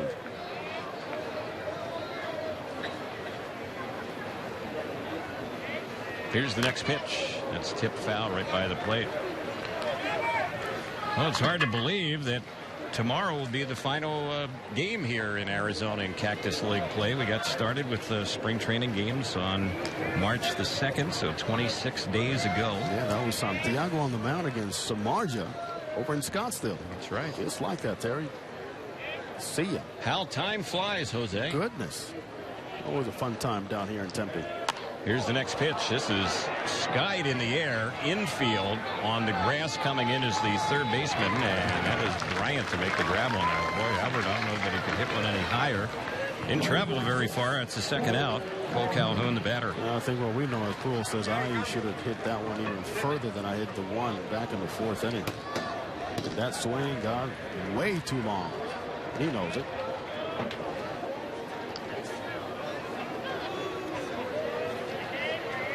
Angels with a 6-5 lead, batting in the bottom of the 5th. Lead has seesawed back and forth. So far, each team has had a 5-run inning. And there's the pitch. It's outside. 1 ball, no strikes.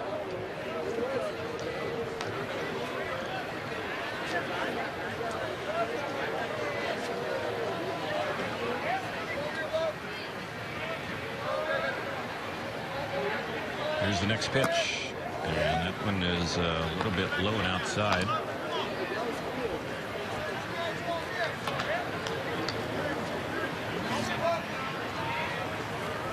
Tempe Diablo Stadium is busy on this Monday. A big crowd to see the Angels and the Cubs, and they'll square off opening day next Monday at the Big A. The pitch that's fouled back upstairs and out of play. And for the Cubs, Terry, no matter if it's spring training, regular season at home or on the road, they have always been an attraction. So much tradition, even without having won, of course, in so many years. But just the many family stories and ties to that great ballpark in Wrigley that we hear year after year that comes out of Chicago, and people that grew up in Chicago have moved all around the country, all around the world, but certainly they love their Cubbies, and even more now that they're good. Cubs won 97 games last year. It was only their 12th winning season in the last 43 years. And always had that label as the lovable losers, which they have been for a number of decades, but they're not losers anymore. They're a very good team. Well built all the way from the minor leagues, scouting, front office personnel, evaluators, to the big leagues. And Terry, no Cubs broadcaster has ever said we're all champions. Remember that. There's no radio back then. That's right. Last time they won. 1908, the last time they won the World Series. There's a pitch that's cut on and missed. Runner breaks for second. The throw is late. So that's going to be a stolen base. That's Gentry, who's running for Trout, stealing that one.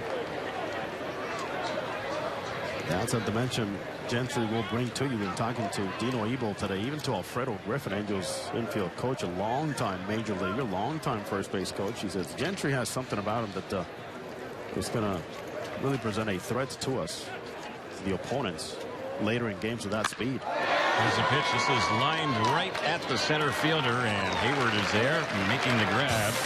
Angels hit a few balls hard in the inning, but nothing to show for it. Scoreless bottom of the fifth. The sixth is next. The 6-5 Angels lead on the Angels Baseball Radio Network and Fox Sports West.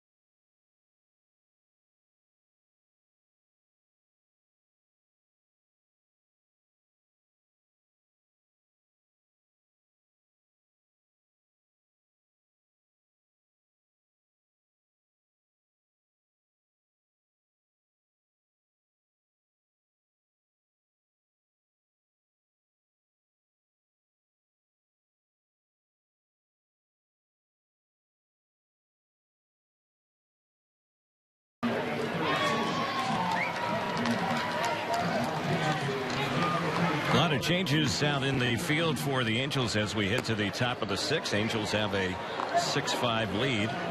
The new pitcher is left-hander Lucas Litke. And as he wraps up his warm-up tosses, this is his 8th appearance this spring. He has a save, and in 7 innings, he's allowed 7 hits, 3 earned runs, 4 walks, 4 strikeouts.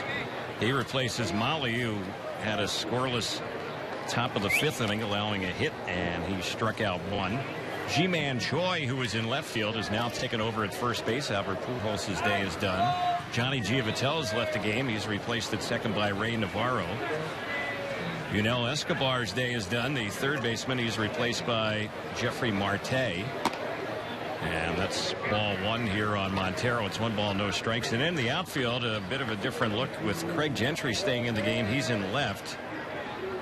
And now in center field is Rafael Ortega. There's one bounced right near short, fielded there by Simmons, and his throw is in plenty of time to get Montero. One quick out here to start off the sixth.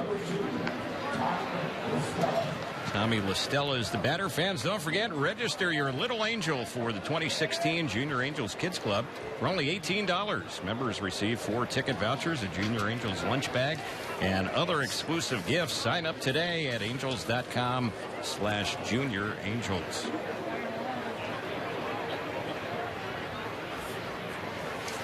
Stella's had a 1-for-2 day, and he takes a first pitch fastball up and in. It's 1-0.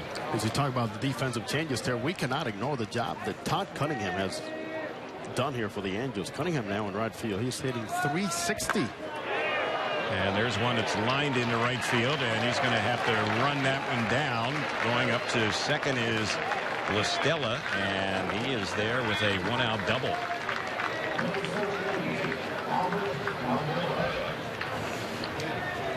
Solid contact there. Lefty approach. It didn't matter. La Stella has looked good all throughout this ball game, starting with that single and a prolonged at bat in the third inning against Tropiano. There's a lot of things Joe Madden, Cubs manager, says he likes about La Stella's game. Calls him a tough out. The former Brave Tommy La Stella. So at the plate is Almora, and the first pitch he takes it for ball one.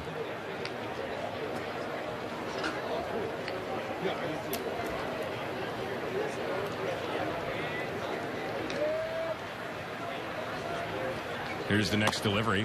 A little bit high with that one. 2 balls, no strikes. Very interesting, noticing, of course, former teammates La Stella and Anderton Simmons have a nice conversation around second base. Simmons, who has a tendency and does very well in playing more to the pull side of the infield. Here's a liner right at Marte, the third baseman, and he catches that one, kind of crouching down a little bit like a catcher to nab that one. It was hit right at him. Low line drive out. 2 gone.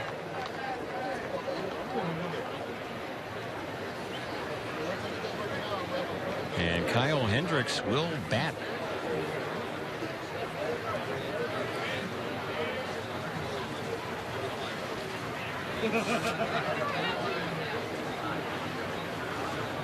First pitch, and this one is hit on a high hop to third. It's fielded there by Marte. The throw is in time, and the inning is over. So Lichty has a clean top of the 6th. We're headed to the bottom of the inning. Angels still up by a run, 6-5 on the Angels Baseball Radio Network and Fox Sports West.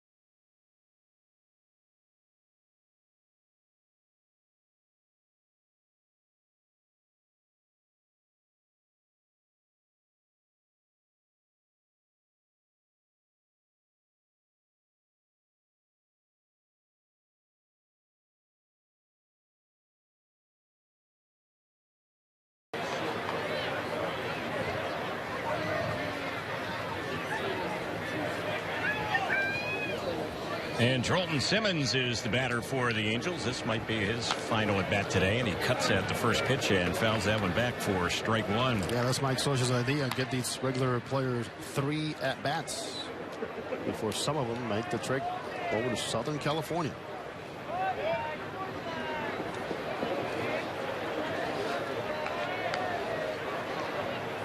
Here comes the next pitch, the 0-1, and it's fouled back again to the screen, so the count is 0-2. A few changes defensively for the Cubs.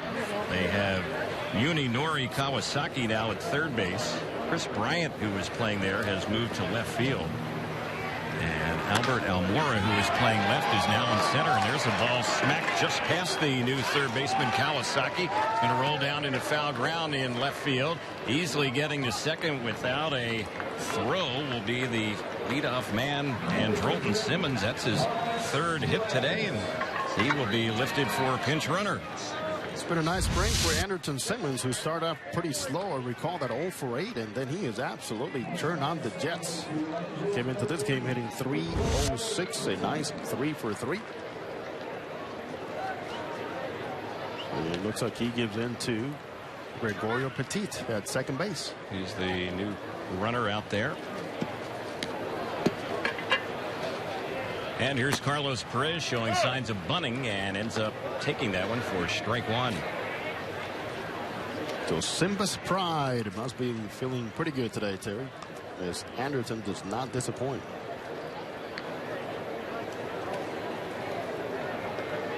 Here's the next pitch. There is a bunt on the third base side. That'll easily get the runner to third. It's fielded by the pitcher, Hendricks. He throws the first in time. That sacrifice bunt will go 1-4. At first base, pitcher to second baseman covering first. There's a bottom of the order opportunity to go out there and perform, put on some plays that Mike Scioscia really would love to utilize throughout the regular season. So here's Soto, the DH. He's had an 0 for 2 day. Angels trying to add on, have a runner at third, 1 out. First pitch, a little bit low and outside. Previous at bat, when Soto struck out, Albert Pujols was on the railing, and you can hear him say, "You're too quick, you're too fast, stay back." And then once Soto struck out, Pujols was waiting for him in that dugout. Next delivery, that one is taken, then a snap throw up the third base side, and diving back to the bag goes Petit, the pinch runner. That's a heck of a play by Kawasaki, making that stop and saving Montero another error. He already committed a very costly one back in the first inning. Kawasaki, Terry, as many people say, one of the best teammates ever. Here's the 2-0. It's a strike. He had been with the Toronto Blue Jays for a number of seasons.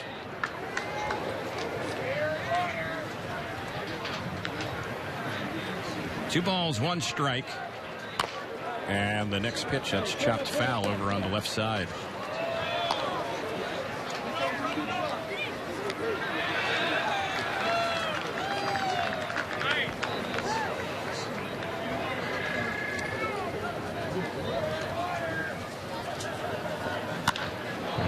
Fly ball that's lifted down the right field side, chasing after it, but running out of room will be Soler. It's going to get back to the seats, so it's still 2-2 on Soto.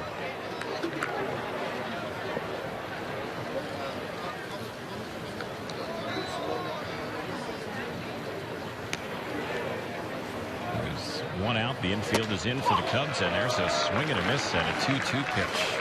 Fooled with Soto, struck him out for the second time. That's exactly what Pujols was talking about, with Soto just being too quick. In other words, a little too jumpy.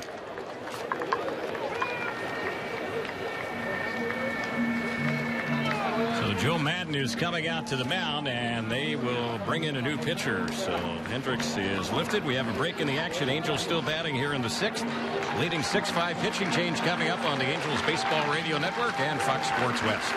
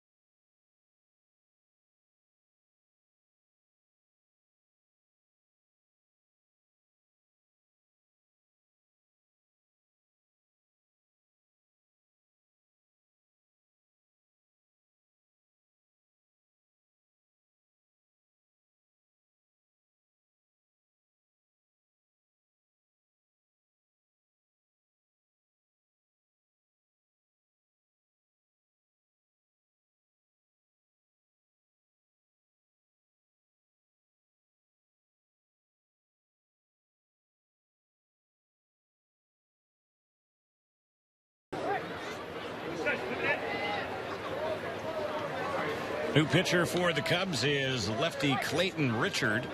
He takes over for Kyle Hendricks, and he's trying to get the final out in this inning for Chicago. We'll give you Hendricks' numbers in just a moment.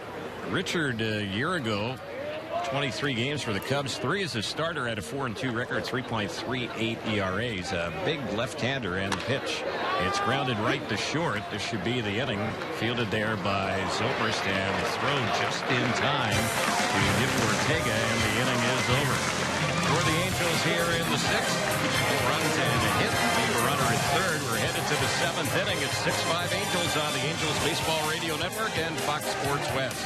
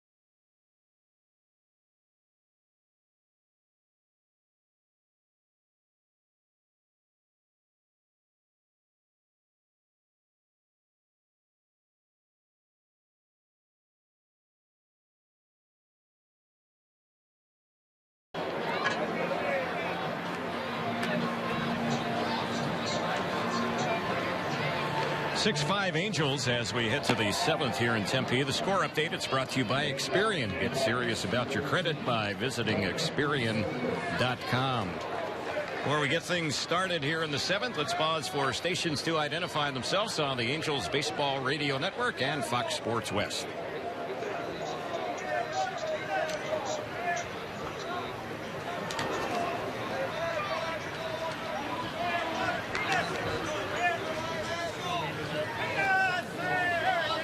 So Fernando Salas is getting set to work.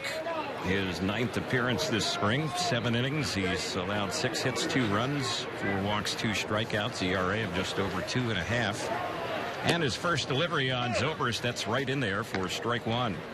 Salas replacing Litke, who pitched last inning in the 6th and retired 3 of the 4 that he faced. And Fernando, part of that large group and thick group, Terry, that's hard to crack right now with the Angels bullpen.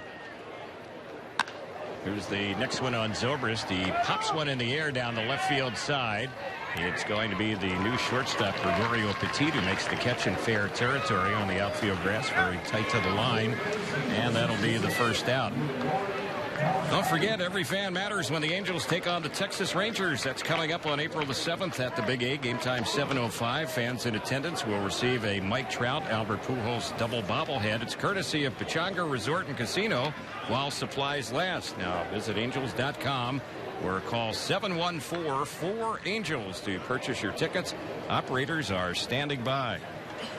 Here's Kawasaki batting for the first time today, and he takes that one for strike 1.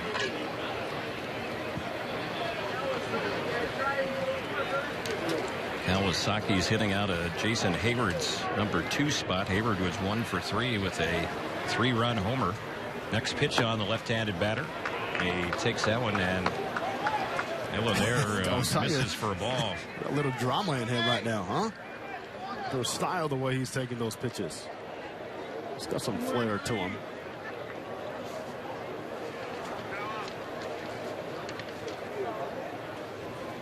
Salas with the next delivery. And Kawasaki taking that one inside. So it's 2 balls and 1 strike. Terry, he's got the busy feet going on out there. Teammates are having a great time watching this. I mean, it's quite a show. He's really had a good spring. He's trying to make their opening day roster after signing a minor league deal in the offseason. He's hitting .395. He's had 38 at bats this spring. A great teammate, but also a productive player. Versatile. Didn't he sing to this club in the clubhouse and stuff like that? He did. Yeah. And the pitch, he took a big cut at that one and misses it. It's 3-2. I think he wasn't he doing his Elvis Presley impersonation or something? He was. He's got all of his teammates on the dugout railing watching this at bat. Quite a display right here. Here's the 3-2, and he fights that one off, fouls it off on the left side out of play. Guys are having quite a laugh out there. Yeah, it was a few weeks ago. They had kind of a karaoke day that Joe Madden had for their morning meeting. Joe likes to keep it lively in that clubhouse. Oh, you think?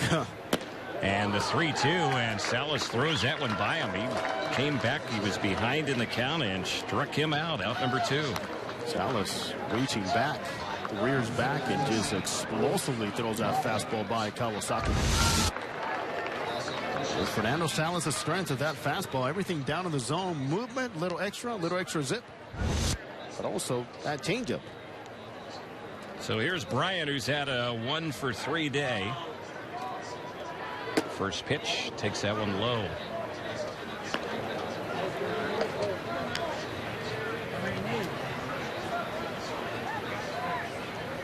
One ball, no strikes.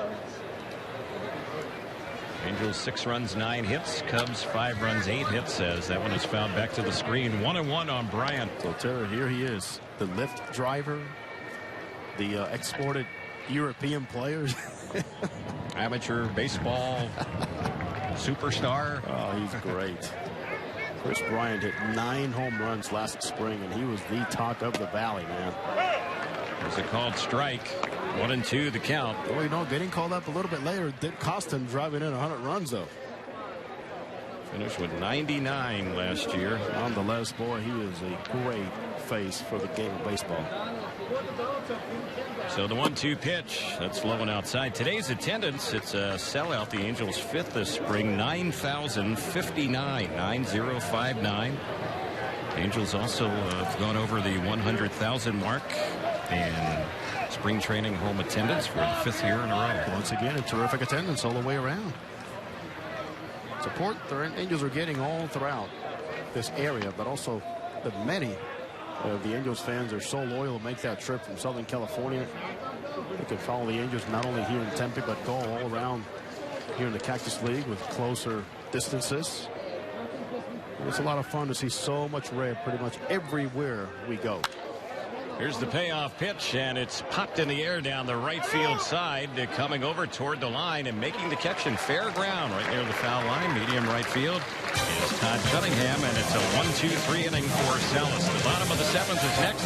7th inning stretch time. The Angels leading the Cubs 6-5 on the Angels Baseball Radio Network and Fox Sports West.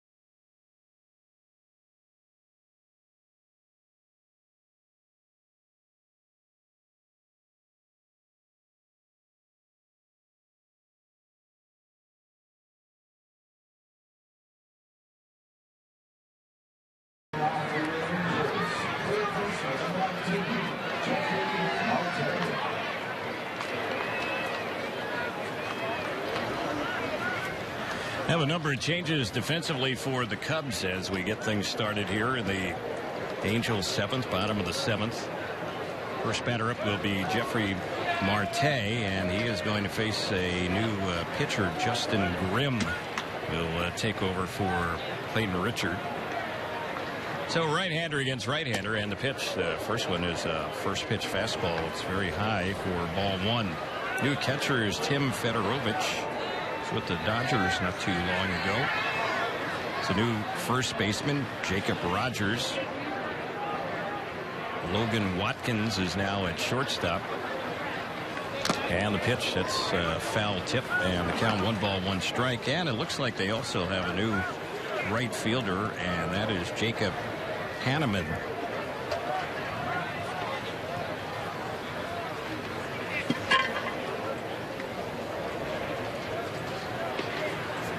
One ball, one strike. Here's the next pitch. Called strike on the outside part of the plate.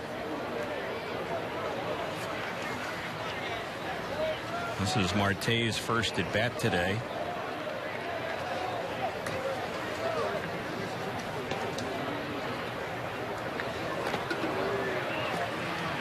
There's one that Marte tries to hold up on, and he went around, struck him out. So one away, and G-Man Choi will be the batter. Grimm was a fastball up in the zone that Marte pretty much saw very well, but boy, he kept looking for that harder one, and Grimm absolutely read into that and finished him off out of the zone. So here's Choi. He's officially 0 for 3, although he has scored a run. Hit the ball hard his last time up, but lined out. And the first pitch here, he takes it for ball one. Justin Grimm out of Bristol, Tennessee. He will get his strikeouts. Originally with the Texas Rangers, started back in 2012. Last year with the Cubs. Here's the pitch. That's lined down the left field side. It's going to land foul down around the Cubs open air bullpen. It's been a guy that really has taken the ball. For the Cubs, 73 appearances in 2014 and 62 last season. The present strikeout number, 67 strikeouts last year and 49 2/3 innings. Only 31 hits allowed. Excellent 1.99 ERA back in 2015. Opponent average 178. Here we can see why. He's got a very good arm.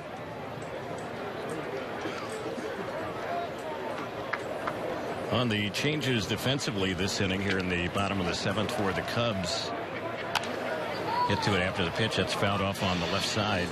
Soler is still in the game in right field. Hanneman has come into play left field. That's where Bryant had moved for an inning or two after beginning the game as the Cubs' third baseman. Here's the next pitch, and it's high. So it's 2 balls and 2 strikes.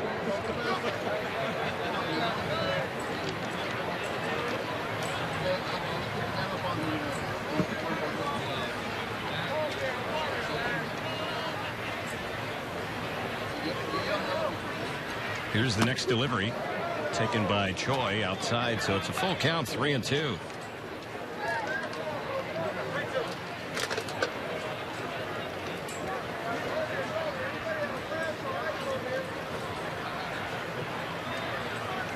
Angels still clinging to the 1-run lead, and on the 3-2, that one is going to bounce past the catcher Fedorovich. That's ball 4. So Choi is on for the second time today, still without a hit, but he's been getting on base a few times, and now Craig Gentry will be the next batter. Well, good job there by G-Man. Watching closely as how Grimm approached Marte, a right-handed batter. So what the fastball was doing, but mainly he showed a lot of discipline on those breakables down and out of the zone. Continues to get a prolonged look by the Angels. Choi, a Rule 5, who has every chance to be on this roster. So here's Gentry's first at bat, and he hits that one sharply. Fouls it off over by the Angels' first base dugout. Justin Grimm, very good ERA last year with the Cubs, 1.99. And Opponent's hitch is 178 against them.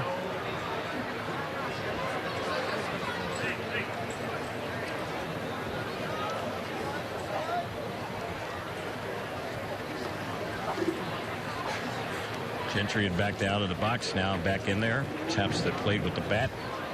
Waits the next pitch, and ready to deliver is Grimm. Here it comes. That's in there for a called strike. Fans, don't forget, if your computer is running slow, go to mycleanpc.com. Get a free computer diagnosis. In minutes, you can activate MyCleanPC software to clean out the junk that may be slowing down your computer. Visit mycleanpc.com. 2 strikes here on Gentry, deep in the hole. There goes the runner. The pitch, it is low. Throw down to second. Got him. Troy is gunned down. Pretty close play. Strong throw by the new catcher, Fedorovich, for out number 2. It's a pretty good releaser by Fedorovich coming into this game. As sometimes that arm's not totally warmed up, but a great job by a veteran catcher. Young catcher that knows and understands the importance of being a good catch and throw, being ready for any type of situation later in the game, and anticipate it well, as the way Mike Socha has been having these Angels run. And Choi was no surprise.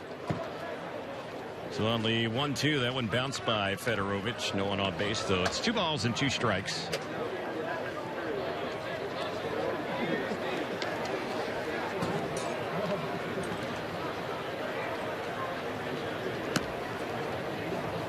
Mentioned a little bit earlier that Angels will have 2 games at home against the Cubs, 2 games later on in the summer at Wrigley Field. We visit Wrigley Field. That ballpark, the second oldest in the majors. Fenway Park opened up a couple years before Wrigley Field. Wrigley Field now 102 years old. And it is a different Wrigley Field from what we saw a few years back when the Angels visited. It is. 2-2 delivery. That is a called 3rd strike, and Gentry is out looking, and a pretty good inning for Grimm. He strikes out 2 of 3. We're headed to the 8th. Angels up 6-5 on the Angels Baseball Radio Network and Fox Sports West.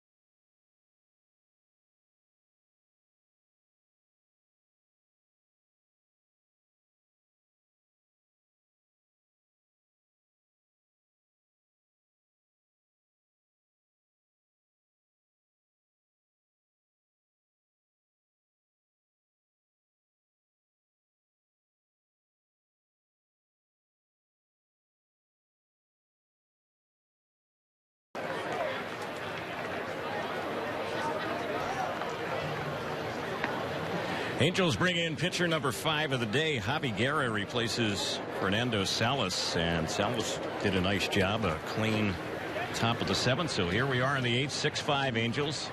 Jacob Hanneman batting for the first time, swings left-handed against Guerra, and the first pitch, ball 1. It's 1 ball, no strikes. Guerra has done a good job for the Angels. He's trying to fight his way onto the opening day roster somewhere in that Angel bullpen.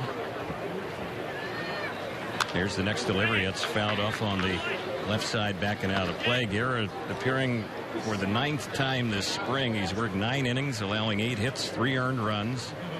He has walked 3 in those 9 innings, striking out 9. He has really helped his cause by being around the plate and showing it's still a lot left in that power arm. And there's a called strike on the outside corner against Hanneman. Charles Nagy, Angels pitching coach, has found for Guerra, who is straight over the top, pretty much a comfort zone 2, with his arm slot in throwing that overhand curveball more consistently. 1-2 delivery. Hanneman was jammed, bounces one down to third. It's right at Marte, and his throw is in time to Choi. 1 gone.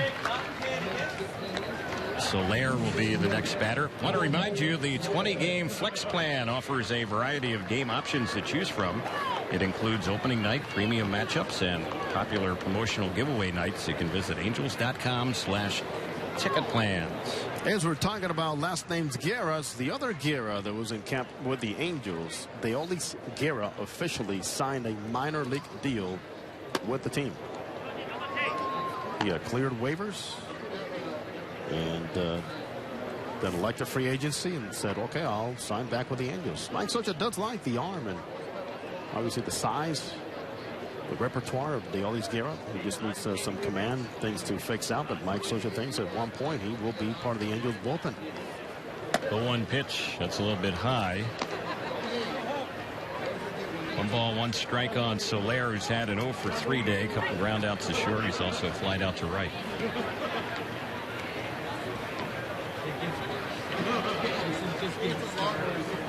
Here's the pitch.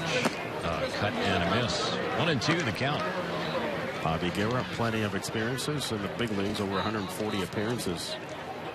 A former Dodgers closer.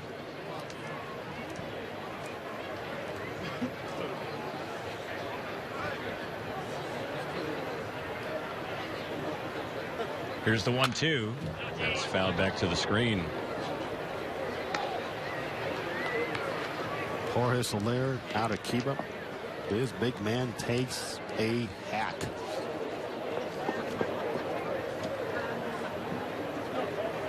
It'll be interesting to see what the Cubs decide to do with him, as there's no guaranteed playing time in that outfield that's stacked for them. 1-2 pitch. He checks on that one, and that one misses low.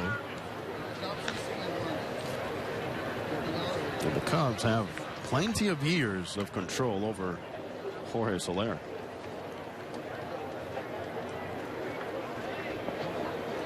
Soler signed a 9-year deal with the Cubs when he fled Cuba. How about that? And he's in the 5th year of that deal.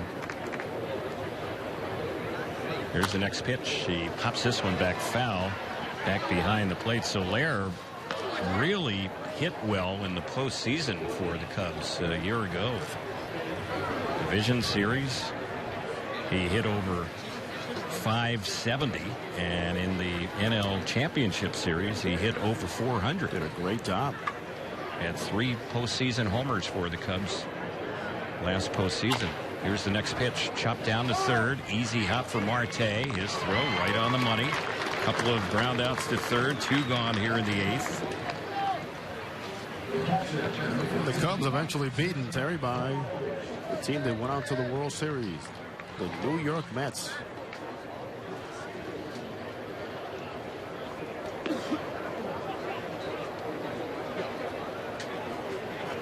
Here's Tim Fedorovich set to bat. This will be his first time up. He's had 8 hits, 28 at bats, couple home runs for the Cubs this spring, and he takes that one for ball 1. 1 ball, no strikes.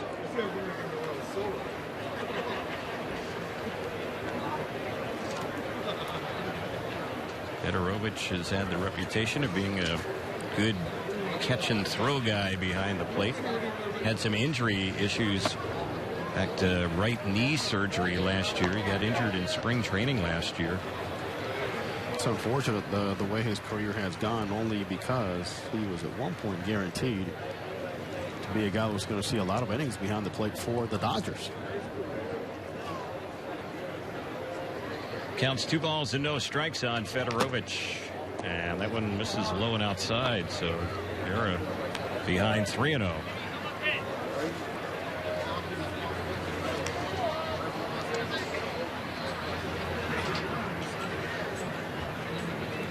Javi Guerra ready. No shift on, and the next pitch right in there for a called strike. Angels looking pretty solid, Terry, all the way around. Looking, starting with Street, Smith. We were talking about this bullpen. It's got some names and some battles all the way to the end. Salas, Bedrosian. There's a bouncing ball by the mound. That one's going to skip through into center field. So Fedorovich gets a 2-out hit. Cubs have the tying run on. And Tommy LaStella, their second baseman, who's gone all the way, will be the next batter. Well, you talk about the bullpen. And the battles are still going on. Molly continues to impress once again today. Alvarez did a solid job for the Angels last year. Albuquerque, who perhaps is waiting to see what will happen with him. But he signed a 1-year deal after being non-tendered by the Tigers. Got Corey Rasmus, multiple inning guy. Here's the pitch. That's low, and it gets past the catcher, and that's going to go all the way back to the backstop. So bouncing that one in was Guerra by Carlos Perez, and moving up the second is Fedorovich, who represents the tying run. Talking more bullpen arms, it's good to see, Terry, the way Mike Morin has bounced back. He could be a key clock for the Angels. And Morin's got the fastball back at 94, 95. He's got a slider now that he can control better. And, of course, he's always had that plus changeup.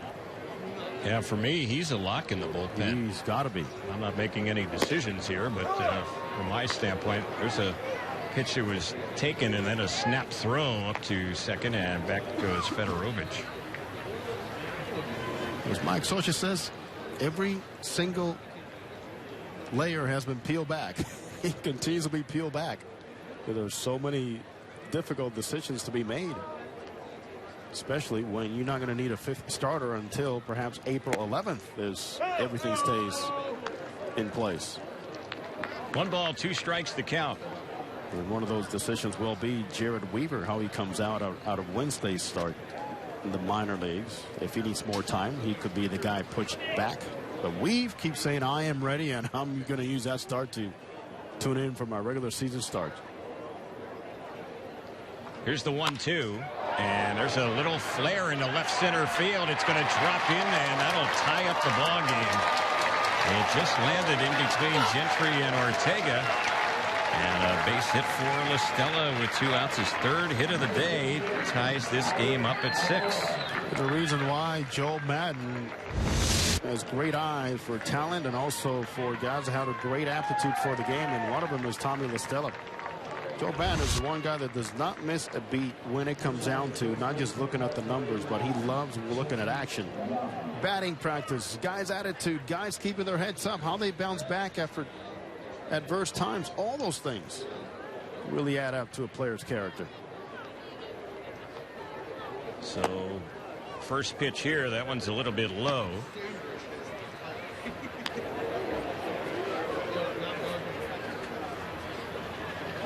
Pinch runner for LaStella is Chesney Young over at first base, number 89. Here's the next pitch, cut and a miss as Almora chased that one. Almora began the game in left field. He's playing center field now, and he's gone 1 for 2.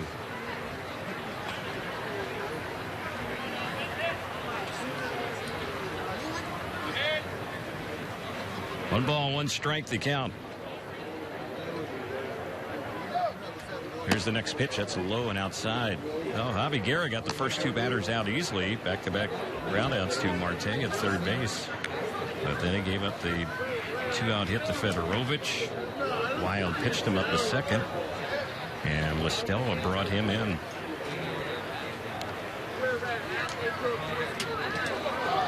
And the next delivery, here's a pickoff toss that gets away over at first base, and heading on to third is that pinch runner Young. The throw is late. It gets away, but backing up is Guerra over at third base. So an error on the pickoff move over to first puts the potential go-ahead runner at third with 2 outs. Angels commit error number 1 today.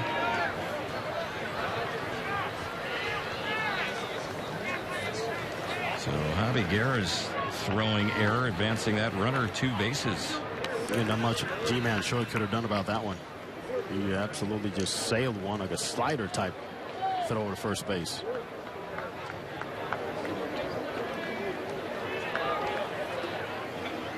So Guerra trying to get out of this trouble now. The pitch, it's popped in the air, shallow right field. It's going to drop in for an RBI hit. And that'll give the Cubs the lead, 7-6. There's another youngster coming through. Speed. And that switch at first base by Joe Madden paying off. And provoking that throw, the errant throw that allows Young, the pinch runner, to get to third base. And then again with 2 outs, Almora comes through, and that young player's looked really good here today. So they've had 3 straight 2-out hits. The last couple driving in runs. Angels down by 1 as Jacob Rogers, who's now playing first base, will bat for the first time. There's a pickoff toss to first, and just diving back to the bag goes Almora. Yeah, there's G-Man Choi trying to calm Javi Guerra down right here. He's really bothered by that ball that dropped in front of the left fielder. Gentry, and of course even more by the one that just dropped in front of Cunningham. And hopefully those things don't derail him here anymore. Here's the next pitch on Rogers, batting left-handed. He takes that one for a strike. The count 0-1.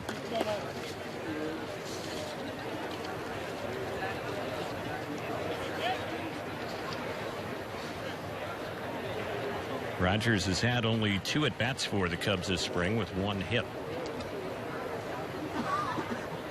Next pitch, that's high. 1 ball, 1 strike. Fans, here's a deal for you. $19.95 gets you Proactive plus a rotating deep cleansing brush. It's valued at $45. You're guaranteed to get clear and stay clear, or you'll get your money back. Just call 1-800-644-5944. That's 1-800-644-5944. On the 1-1, it's fouled back behind the plate, 1-2.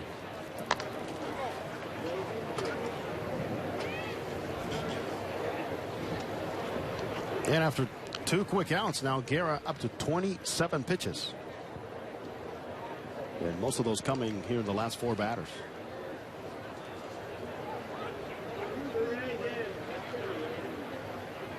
He's set, and the next pitch, and there's a swing and a miss. He got him, struck him out, and that's how the inning will end. But the Cubs get a pair to regain the lead. And as we head to the bottom of the 8th, Chicago leading the Angels 7-6 on the Angels Baseball Radio Network and Fox Sports West.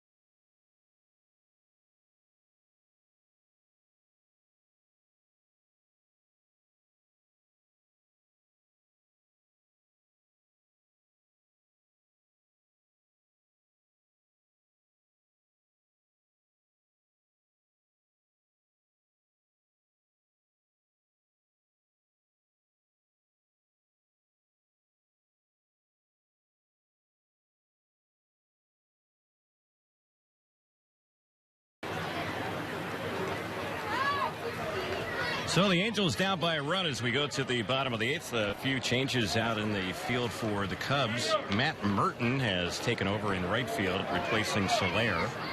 Chesney Young stays in the game. He is now at second. And the new pitcher is Neil Ramirez, who is pitcher number 4 of the day for the Cubs.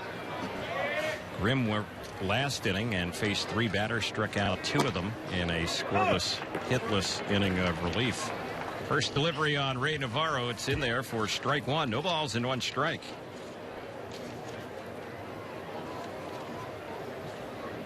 Right-hander Ramirez set, and next pitch a little bit high with that one and misses for a ball. Neil Ramirez was in 19 games for the Cubs a year ago. It's a guy they have to make a decision on. He's out of options. He was 1-0 with a 3.21 ERA. Gave up just 1 home run in 19 innings of relief last year for them. And the pitch, it's fouled back upstairs, out of play. Numbers for Ramirez this spring, not too good. 7th appearance, 5 innings. He's allowed 7 hits, 7 earned runs. Counts 1-2 on Navarro, who cuts and misses that one. Struck him out. 1 gone here in the Angels' 8th inning. Neil Ramirez, he is out of Virginia Beach in Virginia.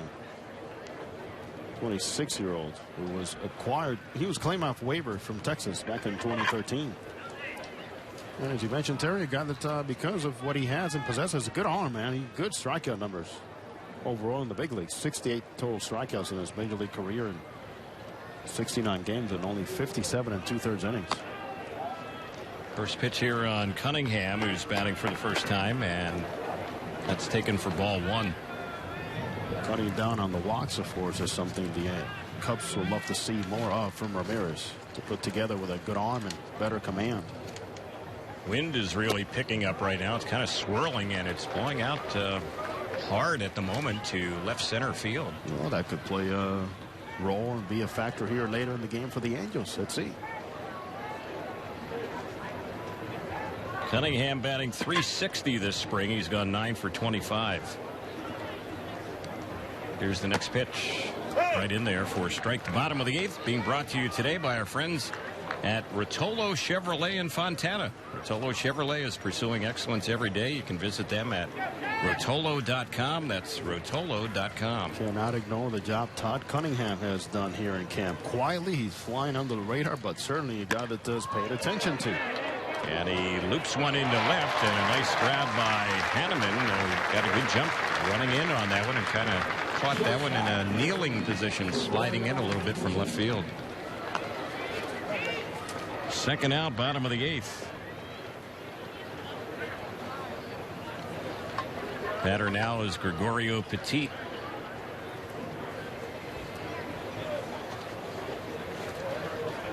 Petit has had a nice spring for the Angels, hitting over 300, a couple of home runs.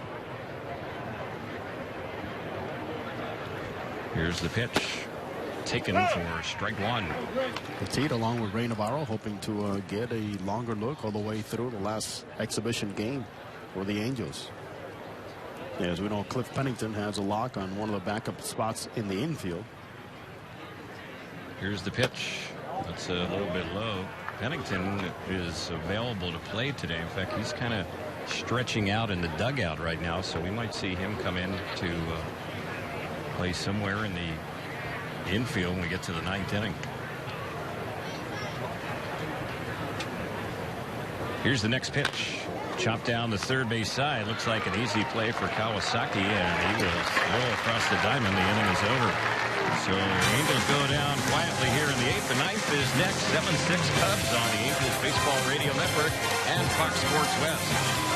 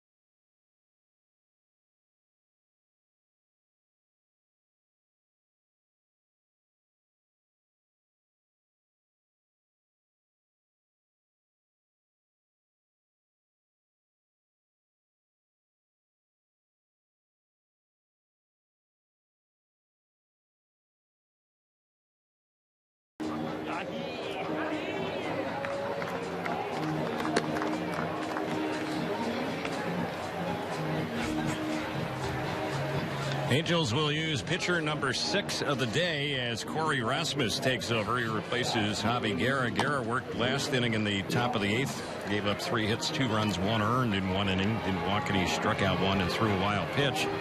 And now Rasmus gets ready to work here in the 9th.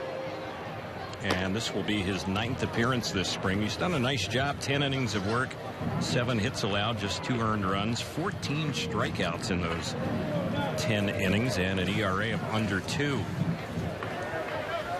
So it is 7-6 Cubs as we head to the 9th.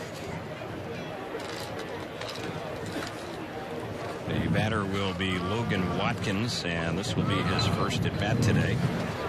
He's hitting out of Zobrist leadoff spot. Zobrist was 1 for 3 with a run batted in. Here's the first pitch from Rasmus. A little bit low. We'll check out the Dodge Out of Town scoreboard in just a moment. Brought to you by the Dodge Challenger. With an estimated 30 miles per gallon highway, this car was made for driving. Visit Dodge.com. We'll see what's going on in the Cactus League today. There's a ground ball hit right to second. Bobbled slightly there by Navarro, but recovers and throws out Watkins for out number 1. Kawasaki will bat. They're in the 5th inning. A Royals split squad leading San Diego 9-2. Norris a home run for the Padres. Kane is 3rd this spring for Kansas City. 6th inning. Oakland trailing Cleveland 6-2. The other Royals split squad is playing Seattle today, and that game's in the bottom of the 7th. It's 4-4.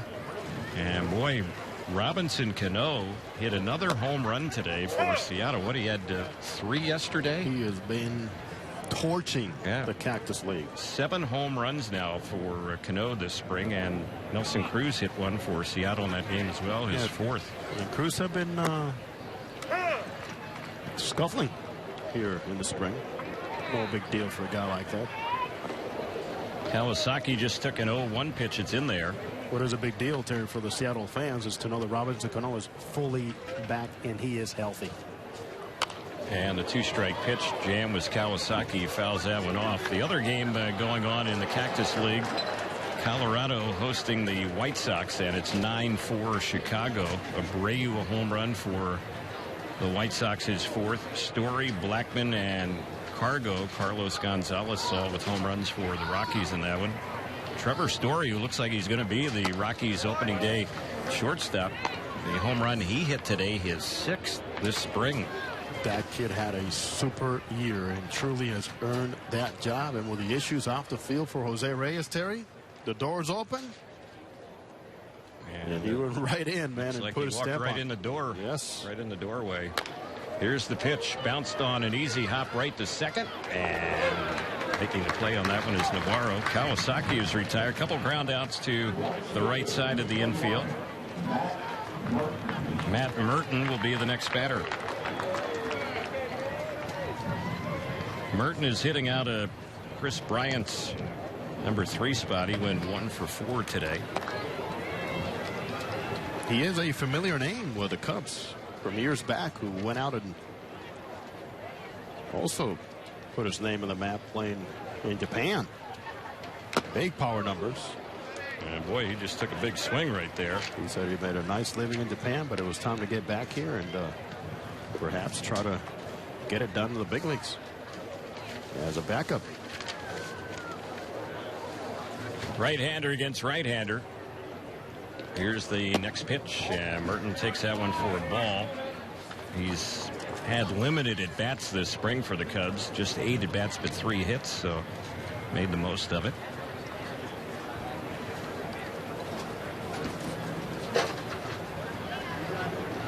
Here's the next pitch. That ball's drilled into left center field. It is really hit, and that one is gone. Matt Merton with a 2-out solo homer. The Cubs add on, and now it's 8-6 Chicago. Well, he spent the last 6 seasons with the Hanshin Tigers over in Japan, and boy, he became a hero out there to the fans and in that entire country with that powerful swing. on display here immediately. So the third home run for the Cubs today. The Angels have hit 2. And the Angels down by 2 here with 2 outs in the 9th. At the plate is Hanneman. The left-handed batter takes inside, ball 1.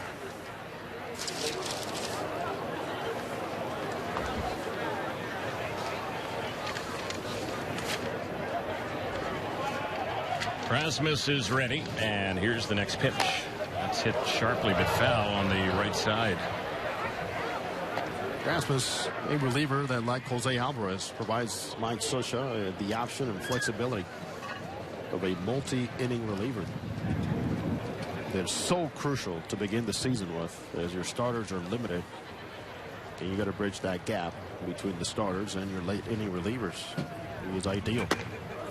There's a 1-1 pitch low and inside, 2-1. Looking ahead to the bottom of the 9th, the Angels will be down by at least 2 when we get there. And the batters that are scheduled are Perez, Soto, and Ortega. Here's the 2-1 pitch. It bounces in, and Rasmus having a little trouble getting the final out here. Well, Terry, a reunion of sorts here for Mike Scioscia. Joe Maddon's on the other side. Buddy Black, Ron Renick are both here. Memories of the 2002 coaching staff and the World Championship for the Angels. Bill Stoneman up in the Angels office. Alfredo Griffin still around. Exactly. Here's the pitch. That's lined into right center, and that'll keep the inning going. That'll drop in for a base hit.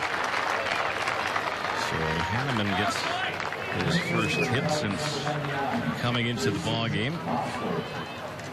We got Hanneman, Fedorovich,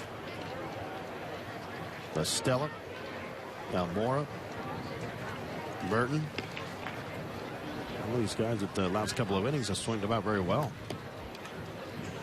for a Cubs team that really has not played good baseball here in the spring, but taking notes and evaluating, knowing the talent that they have is going to show up eventually in the regular season. This is Jason Vossler who is going to bat.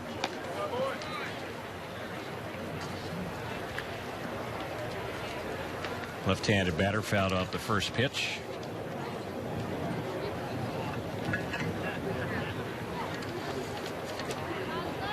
Vossler's had 1 hit and 12 times up this spring for the Cubs, and the 1 hit was a home run. Here he chops one on the right side under the glove of Troy. Fielded there, though, by the second baseman Navarro, who flips to Rasmus, and they get the out that way. Good job by Navarro backing up. The inning is over. So we are headed to the bottom of the 9th. Angels down by a pair. It's 8-6 Cubs on the Angels Baseball Radio Network and Fox Sports West.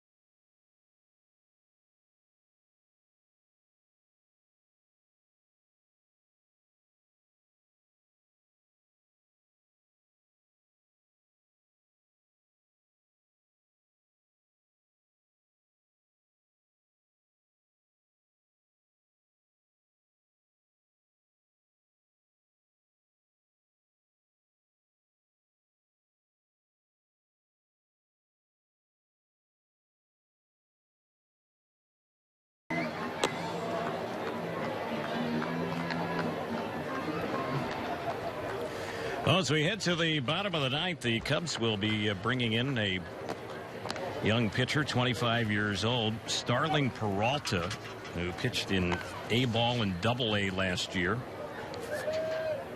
He's from the Dominican Republic, and we'll see how the Angels fare against him.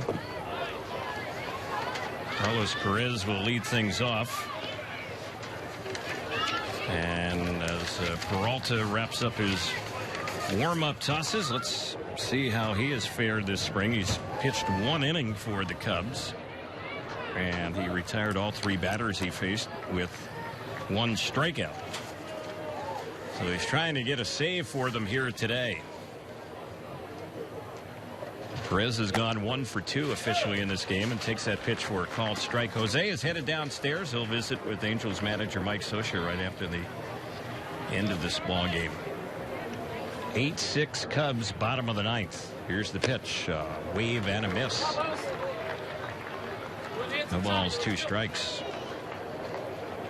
Peralta, pitcher in the Cubs system, trying to get on the radar screen. He's not regarded as one of their top pitching prospects. There's a chopper foul over on the left side.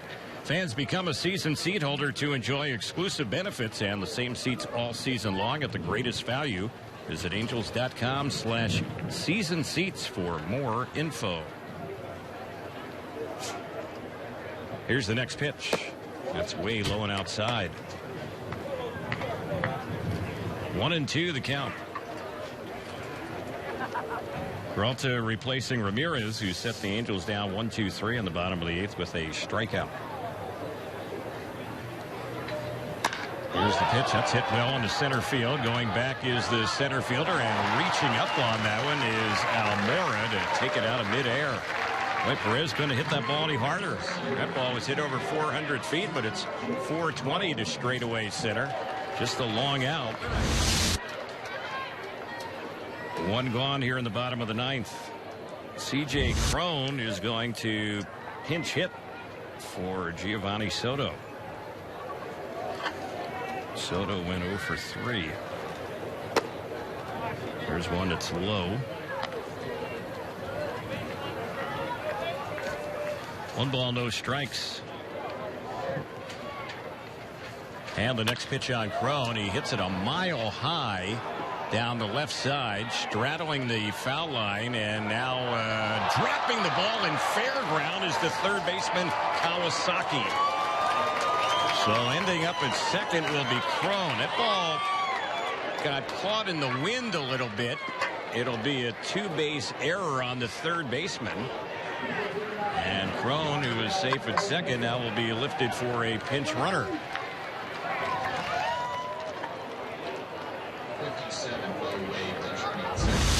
Bo Way, up from minor league camp, will be the pinch runner for Cron. So he had a very limited amount of action in this ball game. Tying run is at the plate now. Rafael Ortega is the batter. And the pitch, that's in there for a strike. In defense of Kawasaki, who ended up driving that ball on fair ground, the wind played some tricks with that one. Kawasaki had gone over into foul ground. He was behind the coaching box area, and then realized the wind was pushing it back into fair territory. He tried to lunge and had it pop out of his glove in fair ground. But he is charged with an error, and that is the 3rd of the day for the Cubs. 1 ball, 1 strike here on Ortega. Here's the pitch. Chopped foul right into the Angels dugout over on the first base side.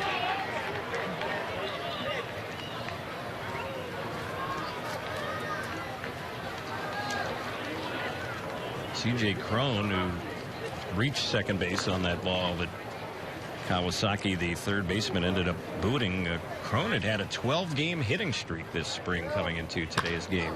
There's one that's fouled off on the left side, backing out of play. 1-2 the count.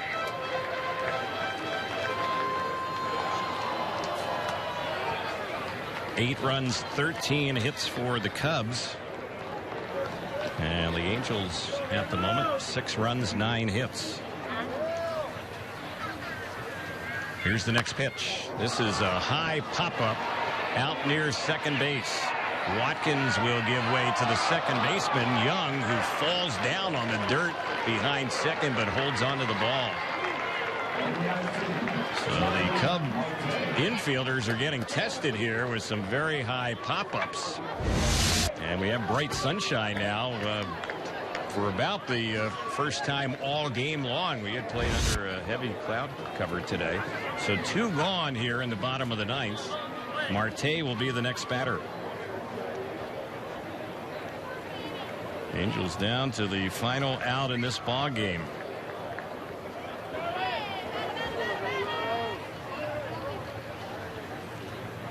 Here's the pitch. It's in there for a called strike on Jeffrey Marte, who struck out his first time up.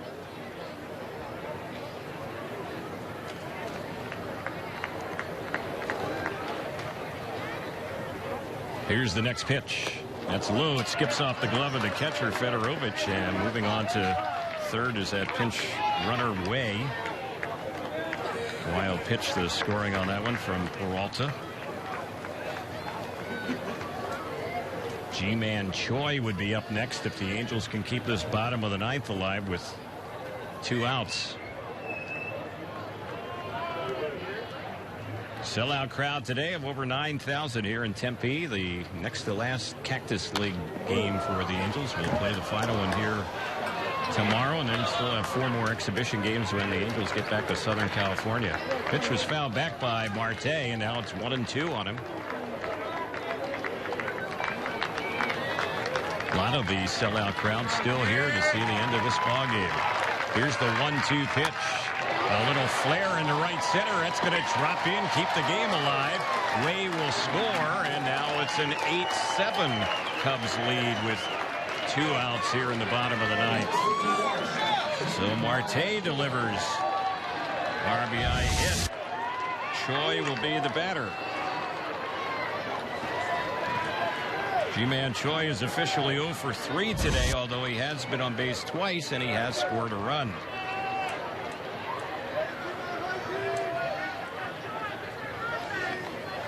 Run in this inning is unearned for the Angels, but the Angels will certainly take it. And the first pitch on Choi, he takes that pitch and it misses for ball 1. It's 1 ball, no strikes.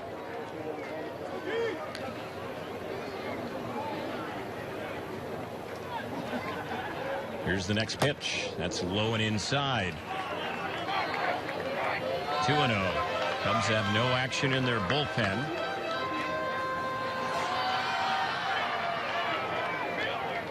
They do have about 3 other pitchers that they've brought here today who they could use if needed. And the next pitch, and that one is outside. It's now 3-0.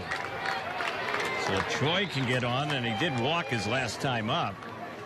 The batter waiting on deck is Craig Gentry.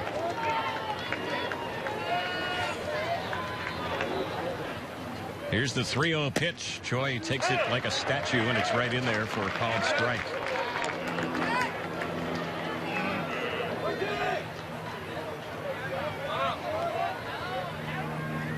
G-Man Choi has some power. If he gets a hold of something, you never know. Wind has been blowing out most of the day, and the 3-1 pitch, that's high. He draws a walk. So now the tying run will be at second base with 2 outs here in the bottom of the 9th, and we'll see what Gentry can do.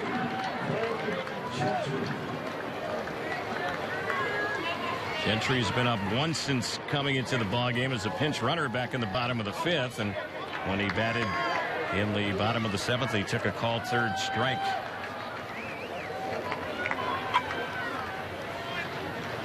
Angels have the tying run at second, winning run at first. 2 outs, trailing 8-7, bottom of the 9th. Here's the pitch, and that's low and outside. It's 1-0.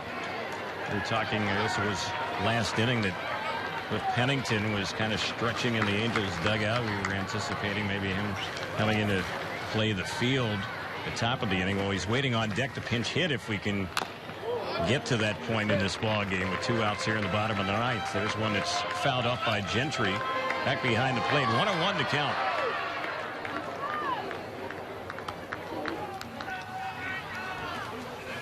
Base hit would likely tie up the game. And out, and the Cubs hold on and win it. 1-1 pitch. Didn't miss by much. Boy, that call there went Gentry's way. That was a very close pitch to take right there. Peralta's made 24 pitches here in this bottom of the ninth, and he hasn't gotten through it yet. Here's the next delivery. That's grounded by the mound and through into center field. That's going to tie up the ball game as the throw is way late. So coming through is Gentry. It's now 8-8 with the potential winning run at second base, and Pennington will be coming in to pinch hit for Navarro. Craig Gentry ties it up. Good job by the Angels. Couple here in the bottom of the ninth.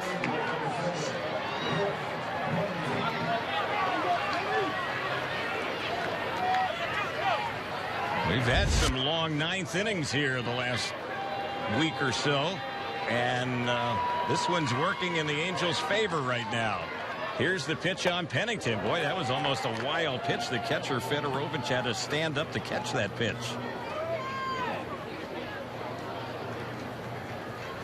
1 ball, no strikes. Pennington pinch hitting. Had a good spring for the Angels, veteran player. Here's the pitch. He pops it back foul on the left side. That's going to get back and out of play. So 1 ball, 1 strike.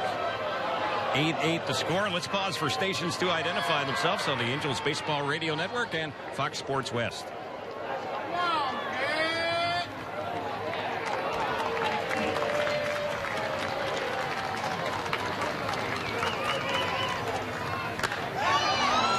Next pitch on Pennington. He rips one foul back to the seats down in that right field corner. He jumped all over that pitch but fouled it off. So it's 1 ball, 2 strikes.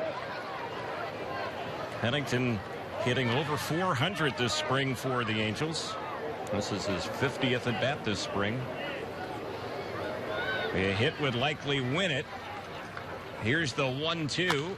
That's lined into right field, but there, coming in, sprawling, and making the grab is Matt Merton on that sinking liner to end the inning.